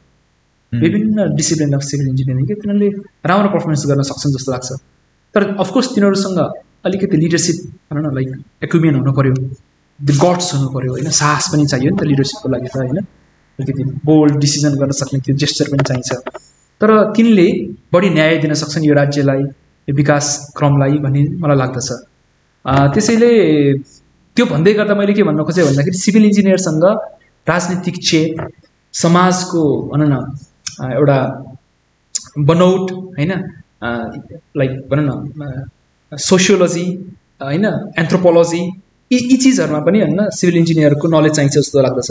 कति सिभिल इन्जिनियरहरूले सोसियोलोजी पढ्थे कि खास पहिला, सोसियोलोजीमा पनि मैले चाहिँ यो यसो के अरे बिएड सोसियोलोजी, एमएड सोसियोलोजी त्यो देखाउन, क्वालिफिकेसन देखाउन मात्रै गरे होला जस्तो लाग्थ्यो। गर्दा त्यसको लागि नै गरे होला कतिले होइन, म्यानेजमेन्टमा लिडरसिपमा जानलाई। तर त्यो साँच्चीकैको युजफुल छ कि कोर्सै गर्नुपर्छ भन्ने छैन, आजकल त ओपन छ नि सबै चिज। ओपन के अरे अस्ट्रेलियाको युनिभर्सिटीहरूमा अनलाइन क्याम्पस र फिजिकल क्याम्पस भन्ने हुन्छ। अनलाइन क्याम्पस भन्नु भर्चुअल क्लाउडमा छ नि त क्याम्पस, त त्यसैले फर्मल कोर्सै डिग्री गर्नुपर्छ भन्ने छैन, अनलाइन कोर्स गर्दा पनि हुन्छ। खै तपाईँको प्रश्नको भनौँ जवाफ मैले कतिको दिएँ, कति न्याय गर्न सकेन थाहा छैन। अबको इन्फ्रास्ट्रक्चर प्रोजेक्टमा चाहिँ जेसी रेस्पोन्सिभनेस एकदमै इम्पोर्टेन्ट छ, इन्भाइरोमेन्टल सोसियल सेफगार्डिङ चाहियो नि। त्यो बाहेक लिडरसिप र भन्न सोसियल लिएजन क्यापासिटी हामी सिभिल इन्जिनियरमा एकदमै धेरै चाहिन्छ, रेजिलियन्स चाहिन्छ, धेरै एक्सपर्टिज मात्र लिएर गएर नि हुँदैन। त्यसको लागि सायद भनौँ न अर्को त अघि भन्नु भने होइन, एउटा सुरुको प्रश्नमा सेस किन बनाइयो, मेरो विचारमा हामीले फ्युचर लिडर तयार गर्नलाई अथवा हामी आफै फ्युचर लिडर हुनलाई त्यो महत्त्वाकांक्षाका साथ पनि हामी गऱ्यौँ कि हजुर होइन, ठ्याक्कै त्यो प्रष्ट रूपमा त सायद देखिएन होला, तर हाम्रो भित्र उसमा चाहिँ मनमा, भित्र दिमागमा, सोचमा चाहिँ त्यो पनि थियो जस्तो लाग्दछ। त्यही त सर। अब इन्जिनियरिङ पक्षबाट एउटा अन्तिम कुरा गरौँ, नेसनल बिल्डिङ कोडको जुन हामी विद्यार्थीहरूलाई पनि पढाइन्छ। मेरो विचारमा नेसनल बिल्डिङ कोड भनेको विचारभन्दा पनि यथार्थ त्यही हो, सेफ्टी र सस्टेनेबिलिटीको बिल्डिङको लागि नै बनाइएको हो। र हजुर स्ट्रक्चरल सोसाइटीको सचिव भइराख्दाखेरि, इन्जिनियर्स एसोसिएसन सिनेपको सचिव भइराख्दाखेरि हजुरको अनुभवले जस्तै फरेन प्र्याक्टिसेसहरूमा हुने बिल्डिङको सेफ्टी कन्सिडरेसन कोडमा र हाम्रो प्र्याक्टिसेसमा हुने सेफ्टी कन्सिडरेसन कोडमा कतिको छ त? यसो छ, अब हामी मैले भनिहालेँ कोड डेभलपमेन्टको भनौँ न बामे सर्दै गरेको अवस्था हो। कोड भनेको त्यो पर्टिकुलर सोसाइटीको, त्यो पर्टिकुलर कन्ट्रीको, त्यो पर्टिकुलर इन्डस्ट्रीको थाउजन्ड्स अफ केस हिस्ट्रिज होइन, थाउजन्ड्स अफ एक्सपिरियन्सलाई डकुमेन्ट गर्ने होइन, कुनै इम्पेरिकल फर्ममा अथवा कुनै जनरलाइज फर्ममा गर्ने कोड भनेको त्यस्तो होइन।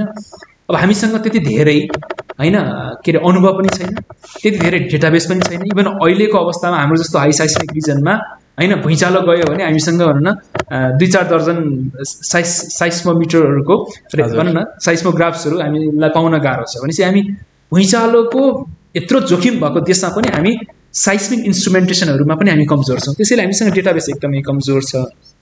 डेटाबेस नहुने बित्तिकै तपाईँको कोड भनेको डेटामा चल्ने कुराहरू हो होइन, एक हिसाबको पोलिसी डकुमेन्ट हो यो होइन, एक खालको गाइडिङ डकुमेन्ट हो, गभर्निङ डकुमेन्ट हो। त्यसैले हामीले अहिले कोड बनाउँदाखेरि के गरेका छौँ भन्दाखेरि हामीसँग मिल्ने कन्टेक्स्ट मिल्ने होइन अरू रिलेभेन्ट कोड्सहरूको केही न केही चिजहरूबाट इन्सपायर भएका छौँ होइन। कोही इन्डियन स्ट्यान्डर्ड होलान्, कोही युरोपियन स्ट्यान्डर्ड होलान्, कोही अमेरिकन स्ट्यान्डर्ड होलान्, केही होइन यो ओसेनियाको होइन न्युजिल्यान्ड लगायतको एरियाको कोडहरूबाट हामीले कोड बनाएको छौँ। फर इक्जाम्पल NBC 105 जुन नेपालको साइस्मिक कोड हो, त्यो हामीले त्यसरी भनौँ न बनाएका छौँ। अब NBC 105 मैले अहिले पनि भने हामी बिस्तारै बामे सर्ने चरणमा छौँ। त्यसैले 2020मा एउटा रिभिजन आयो, 2072को भुइँचालो पछि 2015को भुइँचालो पछाडि अहिले भर्खरै हामीले भनौँ यो सहरी विकास मन्त्रालयले फेरि 2024को एमेन्डमेन्ट गरेर सबै सोसाइटीहरूलाई कम्युनिकेट गरेछ, केही रिभिजन गरेछ। त्यसमा तपाईँहरूको फिडब्याक के छ भनेर हामी स्ट्रक्चरल इन्जिनियर्स एसोसिएसन नेपालले त एउटा छुट्टै डेडिकेटेड अस्ति वर्कसप नै गरेर NBC 105 को रिभिजनको फिडब्याकहरू होइन हामीले त्यसमा प्रेजेन्टेसन गरेका थियौँ। हामीले हाम्रा दर्जनौँ साथीहरूले भनौँ न एक्सपर्टहरूले, नेपाल र बाहिरका एक्सपर्टहरूले त्यसमा कमेन्ट्स दिनुभएको थियो होइन, फिडब्याक दिनुभएको थियो। हाम्रा इभन जुनियर रिसर्चर्सहरूले पनि होइन अरू प्रोफेसनल प्र्याक्टिसिङ इन्जिनियरहरूले फिडब्याक दिनुभएको थियो। त्यो फिडब्याकहरूलाई हामीले डकुमेन्ट गरेर होइन सिनेपको सेक्रेटेरिएटको एउटा डकुमेन्ट बनाएको छ। त्यो बाहेक सिनेपले एउटा छुट्टै एउटा सानो होइन कमिटी पनि बनाएर होइन डक्टर भरत प्रधान लगायतका साथीहरू, प्रोफेसर मोत्रा लगायतको टिम मेम्बर राखेर एउटा छुट्टै एउटा भनौँ एउटा सानो उसमा टिममा काम गरेर उहाँहरूले एउटा भनौँ न इन हाउस कमेन्ट्स कलेक्सन पनि गर्नुभएको छ। हाम्रो एक्जिक्युटिभ कमिटी हामी सेक्रेटेरिएटबाट पनि थुप्रै कमेन्ट्सहरू दिएका छौँ। अरू बाहिरका साथीहरूबाट आएको कमेन्ट्सहरूलाई पनि हामीले डकुमेन्ट गरेका छौँ। त्यसैले फेरि पनि यसको आन्सर चाहिँ हामी इभल्भिङ चरणमा छौँ। फेरि पनि भनियो यसको लागि टेक्नोलोजी ट्रान्सफर चाहियो, नलेज चाहियो, विदेशमा पढेर गरेर के भन्छ काम गरेर आएका मान्छेहरू चाहियो। जस्तो यहाँ आउँदाखेरि मैले हायर मोड इफेक्टलाई इम्फोसाइज गरेर होइन अहिलेको बिल्डिङ कोडको रिभिजनमा कमेन्ट हालेको छु। अरू भनौँ न त्यो मेरो त्योसँग सम्बन्धित अरू साथीहरूसँग भनौँ न कोलाबोरेसन गरेको छु, कन्सल्ट गरेको छु। त्यसले गर्दाखेरि हाम्रो NBC 105 पनि सुधार हुँदैछ अथवा त्यो फ्याक्टरलाई भनौँ न इन्कर्पोरेट गर्नलाई अवेरनेस बढिरहेको छ। अस्तिको भुइँचालो जुन थियो उसको टिबेटको भुइँचालो त्यसमा हायर मोड इफेक्ट एकदमै देखिया छ। त्यसैले यस्ता चिजहरू अब कोड बनाउने भनेको ऐतिहासिक डकुमेन्ट हो। त्यो एउटा गीता बाइबल कुरान जस्तो हो, त्यति सजिलो चिज होइन। संविधान जटिल चिज हो त्यो। त्यसको लागि चाहिँ हामीसँग डेटा चाहिन्छ, डेटा कम छ, हाम्रो अनुभव कम छ। हामी बिस्तारै गर्दै गइरहेछौँ, अरूबाट इन्सपायर भएर एउटा डकुमेन्ट बनाउँछौँ, ड्राफ्ट बनाउँछौँ। त्यसलाई कोड भनेर चिज 4-5 वर्षमा रिभिजन हुने कुरा होइन नि। हामीले त 2020मा गऱ्यौँ, 2024मा गरेका छौँ, फेरि 2028मा अर्को गरियो होला। त्यसैले हाम्रा कोडहरूमा चाहिँ हाम्रा आफ्ना भनौँ न मौलिक के भन्छ अनुभवहरू इन्टिग्रेट गर्दै गर्दै जाने चरणमा हामी छौँ। त्यस्तै गरी विश्वमा नभएका हाम्रा आफ्नै युनिक खालका टेक्नोलोजिजहरू छन् अथवा विश्वबाट ट्रान्सफर गरेर ल्याएका टेक्नोलोजिज जस्तो रबर सोइल मिक्स टेक्नोलोजीको कुरा भयो, ऱ्याम्ड अर्थ भयो, स्यान्ड ब्याग भयो। यो टेक्नोलोजीलाई NBC 105ले कसरी गर्ने त, एड्रेस गर्ने त? ती चिजहरूमा अब बिस्तारै हामी NBC 105लाई अथवा NBC 105को पनि यी डिफ्रेन्ट मेटेरियल्सको लागि जसरी पुनर्निर्माण प्राधिकरणबाट हामीले विभिन्न यो टेक्नोलोजीको छुट्टै भनौँ न के अरे डिजाइन क्याटलग बनायौँ। इन्टरलकिङ ब्रिकमा मेरो पनि कन्ट्रिब्युसन छ, त्यहाँ मेरो आफ्नो नाम पनि एक्नोलेज भएको छ। त्यसैले हामी भनौँ न हामी जस्तै पागलहरू विदेश छोडेर आउनु पऱ्यो देश बनाउन भनेर देशको मायाले बौलाएर अनि यहीँ भएका विज्ञहरू यहीँ बस्नु पऱ्यो। तपाईँहरू जस्तो भनौँ न इन्थुजियास्टिक कम्पिटेन्ट भनौँ न पुल्चोक क्याम्पसको भनौँ न एकदमै ब्राइट स्टुडेन्ट्सहरूलाई इङ्गेज गर्न सक्नु पऱ्यो। पोलिटिक्समा मात्र इङ्गेज गर्ने होइन, रिसर्चमा इङ्गेज गर्नु पऱ्यो, R&Dमा इङ्गेज गर्नु पऱ्यो। अनि बिस्तारै भनौँ न हामी त्यो अन्तर्राष्ट्रिय चरण स्तरमा पुग्छौँ जस्तो लाग्दैछ। अहिले हामी क्रुड फर्ममै छौँ, हामी भनौँ न इभल्भिङ स्टेजमा छौँ। इभल्भिङ स्टेजमा छौँ, बिस्तारै प्रगति हुँदै जान्छ। डेफिनेटली गर्नैपर्छ होइन? हो, एक्ज्याक्टली। हामी विदेशमा गएर के भन्छ संसारलाई टपेर आछौँ होइन, अनि यहाँ आफ्नोमा चाहिँ नगर्ने भन्ने भएन। त्यही त भुलेको छैन त्यो साथ, समर्थन अनि अपेक्षा फरक नेतृत्वको। छोडेको छैन प्रयास समृद्धि, शान्ति अनि एकताको। हो, बाटो बदलियो, गन्तव्य बदलिएन, रूप बदलिएकै हो, मन बदलिएको छैन। मिठो लाग्यो सरको साहित्यिक रुचि चाहिँ कहाँबाट जाग्यो? यति मिठो कविता लेख्ने प्रेरणा हजुरलाई कहाँबाट मिल्यो? अब मजा आइरहेछ। हजुर ओके, अहिले नै मजा आएको थियो, मैले भने अझ बढी मजा आएको छ। यस्तो हुँदो रहेछ यो जीवनमा। हजुर खुसी भन्ने चिज चाहिँ दुईटा चिजले दिन्छ जुन हामी ओभरलुक गरिरहेको हुन्छौँ। एउटा चिज त तपाईँको सफलता हो, फर्स्ट भइयो भनेपछि घरमा यत्रो भनौँ न मेरो हजुरबुवाले उनी ल्याइदिनु हुन्थ्यो होइन, त्यो के भन्छ ठुलो सिक्री नै ल्याइदिनु हुन्थ्यो होइन, के पद त्यो के अरे मन्त्र सन्त्र जपेको पनि ल्याइदिनु होइन के। अनि त्यस पछाडि भनौँ न पुरा परिवारभरिमा शङ्कर फर्स्ट भयो भन्ने हुन्थ्यो होइन, लड्डु सड्डु बाँड्ने अब के होइन, त्यो रौनक आफैमा एउटा खुसी थियो होइन। अनि भनौँ न अब राम्रो स्कोर आएपछि आफैलाई खुसी पनि हुने भयो। हामी यसैमा अथवा प्रोफेसनल उसमा प्र्याक्टिसमा आफूले गरेको डिजाइन चट्ट उभिएको होइन, एकदमै क्वालिटीको उभिएको देखेपछि त्यसरी खुसी हुने भयो। यो खुसी त्यति दिगो खुसी होइन। त्यो खुसी हुन्थ्यो भने बुद्धले किन दरबार छोड्थ्यो होला? बुद्धलाई के थिएन होइन? यदि त्यो खुसी ले नै भन्न तपाईँलाई खुसी दिने हो भने ठुल्ठुला विद्वानहरू किन स्पिरिचुअलिटीतिर लाग्थ्यो होला? तपाईँले हेर्नुभयो भने ठुल्ठुला पाइलट, डक्टर, इन्जिनियर, अहिले तपाईँको बेला भएको छैन है, आफ्नो अझै बेला भएको थिएन, स्पिरिचुअलिटीतिर किन जान्थ्यो होला? त्यसै गरी घाँसीले कुवा खनाएको देखेर भानुभक्त त्यस्तो पुरा पीडित किन हुनु पर्थ्यो होला? होइन, भानुभक्तसँग के थिएन? त्यसैले दुईटा चिज जीवनमा हरेक उमेरका मान्छेले इम्प्रेस गर्नुपर्छ जस्तो लाग्दछ। पढाइ र पेसा भयो, त्यो एउटा स्पिरिचुअलिटी हो। तपाईँले जसरी इन्टरप्रेट गर्दा नि हुन्छ त्यो भगवान्लाई कृष्ण भगवान् शिव भगवान् भनेर इन्टरप्रेट गरिने भयो, त्यो कस्मिक एनर्जी भनेर गरिने भयो होइन, अथवा बुद्धको मेडिटेसनको फिलोसफीमा गरिने भयो, अथवा अरू कुनै होइन क्रिस्चियन अथवा इस्लामिक अरू भनौँ न आफ्नै फिलोसफीबाट प्रफेटहरूलाई माने पनि भयो।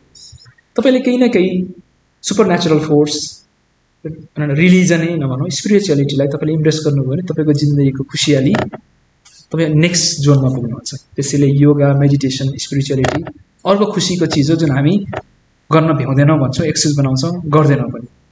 एउटा अर्को चाहिँ साहित्य होइन, यो दुइटैमा रस छ। अझ civil engineering structural engineering concrete र त्यो मेटलसँग अझ बिल्डिङ ब्रिजमा काम गर्नेहरूलाई त रसै छैन। हाइड्रो पावरमा गएकाहरू यसो जङ्गल सङ्गल देख्छन्, इकोलोजी हुन्छ, पानी देख्छन्, सल्ल बगेको पानी होइन, तिनीहरूमा केही न जीवनमा केही न केही मिठास हुन्छ होला। त्यसैले अब म स्ट्रक्चरल इन्जिनियर परेँ होइन, कन्क्रिट स्टिलसँगै पढी भनेर काम गरिरहेको हुन्छु, सिभिल इन्जिनियर परेँ भनेपछि मलाई कता कता मेरो जीवन चाहिँ बडा निराश लागिरहेको थियो।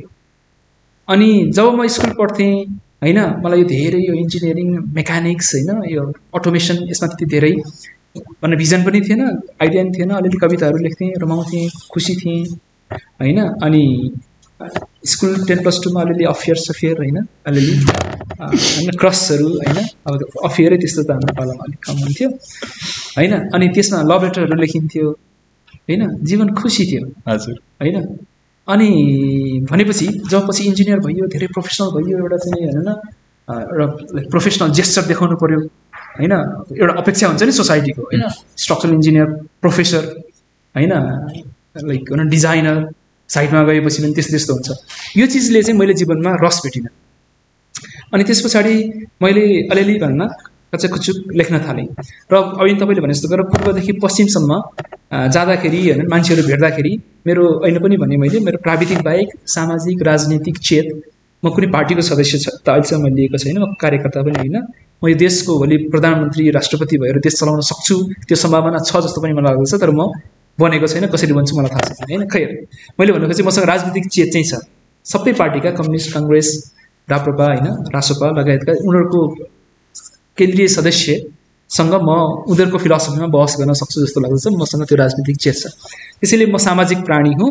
अनि म पूर्वदेखि पश्चिमसम्म टेम्पो चढे नै म मान्छेसँग गफ गर्छु, गाडी चढे नै गफ गर्छु, प्लेनमा पनि म गफै गरिरहेको हुन्छु, होटलमा त झन् म बुझ्छु के छ हाम्रो सोसियो इकोनोमिक सिचुएसन। किनकि यो देश बनाउनु छ नि त, देश बनाउनको लागि अन्टरप्रेनरहरूको समस्या के हो त होइन, सार्वजनिक गाडी चढ्ने मान्छेको भन्न बुढाहरूको अवस्था के हो, विदेशमा श्रीमती गएको मान्छेको भन्न व्यथा के रहेछ गफ गर्दै जाँदाखेरि होइन, अथवा भनौँ न डिभोर्स भएका मान्छेहरूको कथा के हो, अथवा होइन 3-4 चोटि ब्रेकअप भएका मान्छेहरूको कथा के हो, यस्ता यस्ता चिजहरू गर्दै जाँदाखेरि चाहिँ अनि त्यो पहिला म कथा सुन्थेँ मात्र भनौँ न उडाउँथेँ सकिन्थ्यो, म त्यसलाई बिस्तारै अभिलेखीकरण गर्नतिर लागेँ होइन।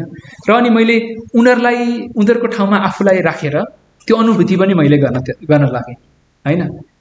म त्यो ठाउँमा भए के हुन्थ्यो, अथवा सायद मैले आफूलाई त्यसको लागि पनि तयार गरेँ होला भनौँ न, म त्यो इमेजिनेरी पात्र भएर होइन, सायद म माया भनौँ न एउटा जटिल मायामा म परेँ होला, जुन कथा मैले सुनेँ अथवा देखेँ, भोगाइ गरेँ होइन। अथवा डिभोर्स भएको मान्छेको सिचुएसनमा मैले एज अ डिभोर्सीको रूपमा मलाई आफूलाई राखेँ होला होइन। अब देशभक्तिका कुराहरू भनौँ न, वैकल्पिक राजनीति, यो त सबै देखिएकै छ, समाजमा देखिएकै छ, भोगेकै कुराहरू भयो होइन। अनि त्यसै गरी मेरिटोक्रेसी नलाग्दाखेरि देशमा तडपेका मान्छेहरू विदेशमा, त्यो त मैले देखेँ पनि, एनआरएनए डायस्पोरामा देखेँ। त्यसैले मेरो आफ्ना भोगाईलाई लेखाउन त भनेर खास सुरु गरिएको हो।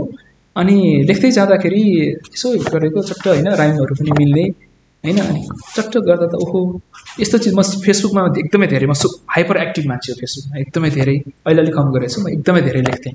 मलाई कतिले चाहिँ यत्रो प्रोफाइल हाल्नु चाहिँ के फेसबुकमा पोस्ट लेखिरह होला पनि भन्थ्यो मलाई होइन। आखिर मलाई त्यो फेसबुकमा लेखेको सबै त्यो डकुमेन्टेड चिज चाहिँ अब मेरो अहिले संस्कृति भन्ने नोभल बन्दैछ, त्यो नोभलमा मैले टुक पिस ल्याएको छु कि राम्रो गरेँ जस्तो लाग्छ। त्यो बेला त्यो डायरीको रूपमा काम गरेँ, क्लाउड डायरीको रूपमा होइन। अनि मैले लेख्दै त्यसलाई भनौँ न हाइड गर्दै भनौँ न गर्थेँ। त्यो जुन हाइड भएको पोस्टहरू, आर्काइभ भएको पोस्टहरू अहिले काम लागिरहेको छ। एनिवे मैले आन्सर प्रिसाइजली दिन सकिनँ होला। भनेपछि मैले जब अभिलेखीकरण गर्न थालेँ अनि त्यस पछाडि 2टा 3टा 4टा 5वटा 7वटा कविताहरू हुँदै गएँ नि, अरूको भोगाई जहाँ मैले आफूलाई राखेँ अथवा मेरो आफ्नै भोगाइ पनि होइन अथवा मेरो आफ्नै भोगाइलाई मैले अलिकति एक्जाजरेसन गरेर होइन गर्दै जाँदाखेरि चाहिँ अनि के भन्छ यसो कविताहरू हेरेको त राम्रो बने जस्तो लाग्यो अनि मैले भनौँ न कहिलेकाहीँ एक दिनमा 2टा कविता पनि लेखेँ होइन एक हप्तामा 2टा कविता पनि लेखेँ भनेपछि मैले अहिले यत्रो भनौँ करिब 40 दशक के अरे 40औँ वसन्त 4 दशकको यात्रा मैले भन्न पार गर्दै गर्दा होइन मैले हरेक दिन एउटा लेखेको भए अथवा हरेक हप्ता एउटा लेखेको भए त 52वटा त एक वर्षमा हुन्थ्यो नि कतिवटा कविता लेख्थेँ होला मैले कतिवटा मेरो साहित्यमा मेरो योगदान हुन्थ्यो होला र मेरा हरेक कवितामा केही न केही सन्देश छन् होइन भनेपछि अब चाहिँ लेख्नुपर्छ त्यो जुन बुद्ध किन गए किनभने उनलाई त्यो भनौँ न त्यो शैलले त उनलाई भनौँ न आनन्द दिएन भानुभक्त किन त्यसरी प्रताडित भए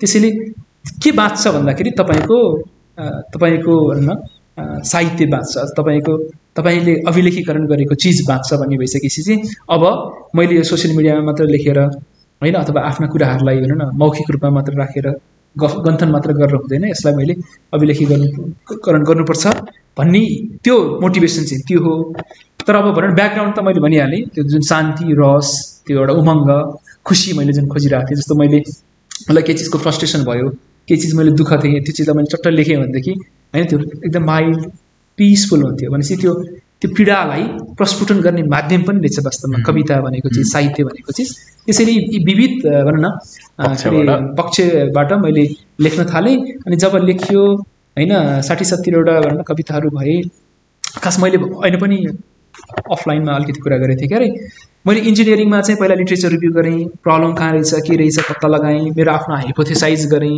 मेरो आफ्नो एउटा फिलोसफी अथवा मेरो भनौँ न केही पोस्टुलेसन गरेँ त्यसलाई मैले टेस्टिङ गरेँ होइन अरू थुप्रै डेटाहरूबाट भ्यालिडेसन गर्न खोजेँ अनि त्यसपछि मैले त्यसलाई फिलोसफी बनाएर मतलब त्यसलाई थेसिस बनाएर प्रकाशन गरेँ मास्टर्सको थेसिस पिएचडीको थेसिस अथवा अरू कुनै प्रोफेसनल प्र्याक्टिस साहित्यमा चाहिँ म धेरै नपढेको मान्छे त्यसैले तपाईँले यो दोधार कविता सङ्ग्रहमा यसमा धेरै अपेक्षा नराख्नु होला अनि मैले मेरो भावना मैले देखेको चिजहरूलाई मैले अभिलेखीकरण गरेँ अनि यसो गरेपछि अनि मैले 5-7वटा होइन कविताको सङ्ग्रहहरू मैले पढेँ अनि कोही कस्ता होइन अनि मेरा कवितामा कोही कसैको एउटा खालको भनौँ न छन्द आइरहेको छ एउटा खालको स्टाइल आइरहेको छ अनि अब अहिलेका आधुनिक कविहरू होइन उनीहरूको हेर्दाखेरि उनीहरूकोमा कोही उनी देखिँदैन पनि होइन छन्द पनि देखिँदैन भनेपछि कविता भन्ने चिज बेसिकली भावनाको प्रस्फुटन रहेछ केही बिम्बहरू राख्ने रहेछ होइन केही चिजलाई समाजलाई सन्देश दिने रहेछ अनुभवहरू प्रस्फुटित गर्ने रहेछ भनेपछि मैले ल त्यति धेरै साहित्यकारहरूको मैले भनौँ न डकुमेन्ट हेरिसकेपछि म पनि पछाडि छैन भनेर अनि मैले अदम्य साहसका साथ मैले पहिलो भनौँ यो दोधार कविता सङ्ग्रह प्रकाशन गरेँ यस पछाडि मैले थुप्रै लिट्रेचर रिभ्यू गरेको छु उल्टो भएको छ मेरो चाहिँ प्रकाशन भइसकेपछि लिट्रेचर रिभ्यू यो बिचमा मैले धेरै ज्ञान प्राप्त गरेको छु कविताका प्रकार होइन बिम्बहरू के हो कविता के हो भन्ने बारेमा र मलाई लाग्छ अर्को भनौँ न कविता सङ्ग्रहमा अथवा अर्को साहित्यिक प्रकाशनमा मलाई लाग्दछ म धेरै नै परिष्कृत भएर आउँदछु जस्तो लाग्दछ सबैले दोधारका कविताहरू पढेर र अहिले त्योभन्दा बाहेकका अरू नयाँ कविताहरू पनि मैले टिकटकमा फेसबुकमा इन्स्टाहरूमा राखेको छु हेरेर प्रतिक्रिया दिनुहोला तपाईँले भविष्यको फेरि अर्को सुधारिएको साहित्यकार कवि इन्जिनियर भनौँ न बनाउनलाई तपाईँहरूको योगदान रहोस् भन्ने पनि म अपेक्षा मैले चाहिँ यो दोधार पनि केही हदसम्म पढेकाले तपाईँले भने जस्तै र इमोसनहरू भएको त देखेकै छु भनेपछि हजुरको साहित्यिक जोर्नी पनि अरूको जस्तै सामाजिक कथा सामाजिक व्यथाबाटै सिर्जना भएको भन्ने थाहा भयो हजुरको भनाइबाट अनि तपाईँलाई व्यथा नभइकन तपाईँलाई पीडा नभइकन तपाईँको मुटु नजलिकन हजुर साहित्य अथवा अझ पर्टिकुलरली कविता फुट्दैन र कसैले कविता लेख्छ भने हजुर त्यो चाहिँ कि अरूको कथाबाट त्यो पीडित छ अथवा अरूको कथा सुनेर त्यो भनौँ न एकदमै धेरै भनौँ आँसु झारेको छ त्यसले कि चाहिँ आफ्नै उसको केही न केही अनुभव छ जसलाई उसले अलिकति बढाइ चढाइ गरेर लेखेको छ भनेर बुझ्नुपर्छ बिम्बहरू हालेको छ भनेर बुझ्नुपर्छ त्यही त र के पनि भन्छन् भने त्यो मेरोमा लागु नहुन पनि सक्छ वान साइडेड अफेयर लभ छ भनेदेखि त्यो ब्रेकअप भयो टुङ्गियो हजुर त्यो चाहिँ बिछोडमा भयो भने त्यसले एउटा कवि बनाउँछ अरे हजुर अनि बोथ साइडेड हुन्छ नि म्युचुअल लभ छ भने त्यसले 2टा कवि जन्माउँछ भनेपछि 2टा हार्टलाई पीडा दिन्छ नि 2टा कवि जन्मियो कि वान साइडेड लभमा अर्कोलाई त खासै त्यति फरक पर्दैन जो पुरा ओभरवेल्म छ त्यो त भनौँ न त्यसको त संसार जान्छ नि त केही समयको लागि अनि ऊ अर्को कवि भन्छ अरे कि त्यही भएर कवि बन्नको लागि काहीँ न काहीँ मुटुमा चोट चाहिँ लागेको हुनुपर्छ त्यही त मेरो मुटुमा काहीँ न काहीँ चोट लागेको छ भनेर बुझ्दा हुन्छ त्यही त हामी पनि काहीँ न काहीँ हदसम्म कवि नै भइसकेका रहेछौँ भनेपछि यो उजाड लाग्दो स्ट्रक्चरमा बस्ने स्ट्रक्चरल इन्जिनियरलाई पनि साहित्यमा लागेपछि चाहिँ बीम कोलम फ्रेमहरू पनि जीवान्त लाग्न थाले रहेछन् पक्का लाग्छ बीम कोलम फ्रेम पनि नाच्न लागेका जस्तो रमाउन लागेको देख्न सकिने रहेछ अहिले मैले एउटा साइट मेरो आफ्नै साइटमा मैले गरिरहेको छु त्यहाँ मैले रबर सोइल मिक्स टेक्नोलोजी लगाइरहेको छु ग्राउन्ड वाटर रिचार्ज पिट होइन राखिरहेको छु अनि त्यहाँ त्यसको त्यो भन्न बिल्डिङमा त्यो फ्रेम र जुन वालहरू छ लोड सेयरिङ गरिरहेको छु भुइँचालो यसरी आयो भने तैँले यसरी नाच्नुपर्छ है यसरी ट्विस्ट गर्नुपर्छ है होइन तैँले यसलाई वाललाई यति लोड दिनुपर्छ आफूले यति लोड लिनुपर्छ तलको रबर सोइल मिक्स बेडलाई अनि यसरी ट्रान्सफर गर्नुपर्छ भनेर त्यो एक खालको होइन हुन त अब म स्ट्रक्चरल इन्जिनियर अब एक्सपिरियन्स भएको हुनाले पनि होला तर मलाई लाग्छ मेरो साहित्यप्रतिको रुचि साहित्यमा मैले जब कलम चलाउन थालेँ र म एउटा एक खालको भनौँ न साहित्यको एउटा भनौँ न विद्यार्थी नै भन्न रुचाउँछु जो साहित्यको त्यो हुनाले मलाई लाग्छ त्यसले गर्दाखेरि त्यो बिल्डिङलाई हेर्ने दृष्टिकोण जस्तो मैले त बिल्डिङ कति डिजाइन गरेँ नि त मैले अहिले पनि भने जस्तो पूर्व मेचीदेखि पश्चिम महाकालीसम्मको करिब 20वटा साइट त होइन अहिले कन्स्ट्रक्सन भइरहेको छ त्यो साइटहरूमा जाँदाखेरि यो खालको रस यो खालको भनौँ न बिल्डिङलाई हेर्ने त्यो तपाईँले एकदमै सजीव कस्तो राम्रो कुरा गर्नु सजीव प्राणीको रूपमा त्यो बिल्डिङलाई हेर्ने दृष्टिकोण त्यति थिएन अहिले मेरो रिसेन्टली डेभलप भएको त्यसैले इन्जिनियरले भनौँ न साहित्यकार हुँदा कवि हुँदाखेरि स्ट्रक्चर सँग अझ कन्भर्सेसन सजिलोसँग गर्न सक्छ कि अझ त्यसलाई इन्टरप्रेट गर्न सक्छ कि स्ट्रक्चरको लोडहरू इफेक्टहरू बेन्डिङ मोमेन्ट सियर फोर्सहरू जस्तो लाग्छ एउटा अब उ त हो एउटा हाइपोथेसिस भनौँ त्यही त अब हामीले निकै समय भयो कुराकानी गरेको हामीले इन्जिनियरिङ लगायत विविध पक्ष समाज जीवन साहित्यको बारेमा कुरा गऱ्यौँ अब अन्तिममा एउटा हजुरको कुनै कविता सुनेर यो सेसनलाई अन्त गरौँला सर अहिले सबै धेरै गन्थन भरिसकेपछि यहाँ समाज आयो माया आयो हजुर होइन अनि अलिकति घाउ मुटुमा चोट लागेको कुरा आयो होइन हजुर राजनीति पनि आयो होइन त्यो हुनाले मलाई ठ्याक्क यो मेरो साथ नछोड्नु है भन्ने कविता कता कता रिलेभेन्ट होला कि जस्तो लागेर यो म वाचन गरेर अनि आजको पोडकास्टलाई तपाईँले टुङ्ग्याउनु होला नि त हुन ल मेरो साथ नछोड्नु है मेरो साथ नछोड्नु है वीरपाखाको जीवन जिउन मनपर्छ मलाई वीरपाखाको जीवन जिउन मनपर्छ मलाई लडे भने कतै पोखराको गोरेटोमा तिमीले हात समाउनु है माया मेरो साथ नछोड्नु है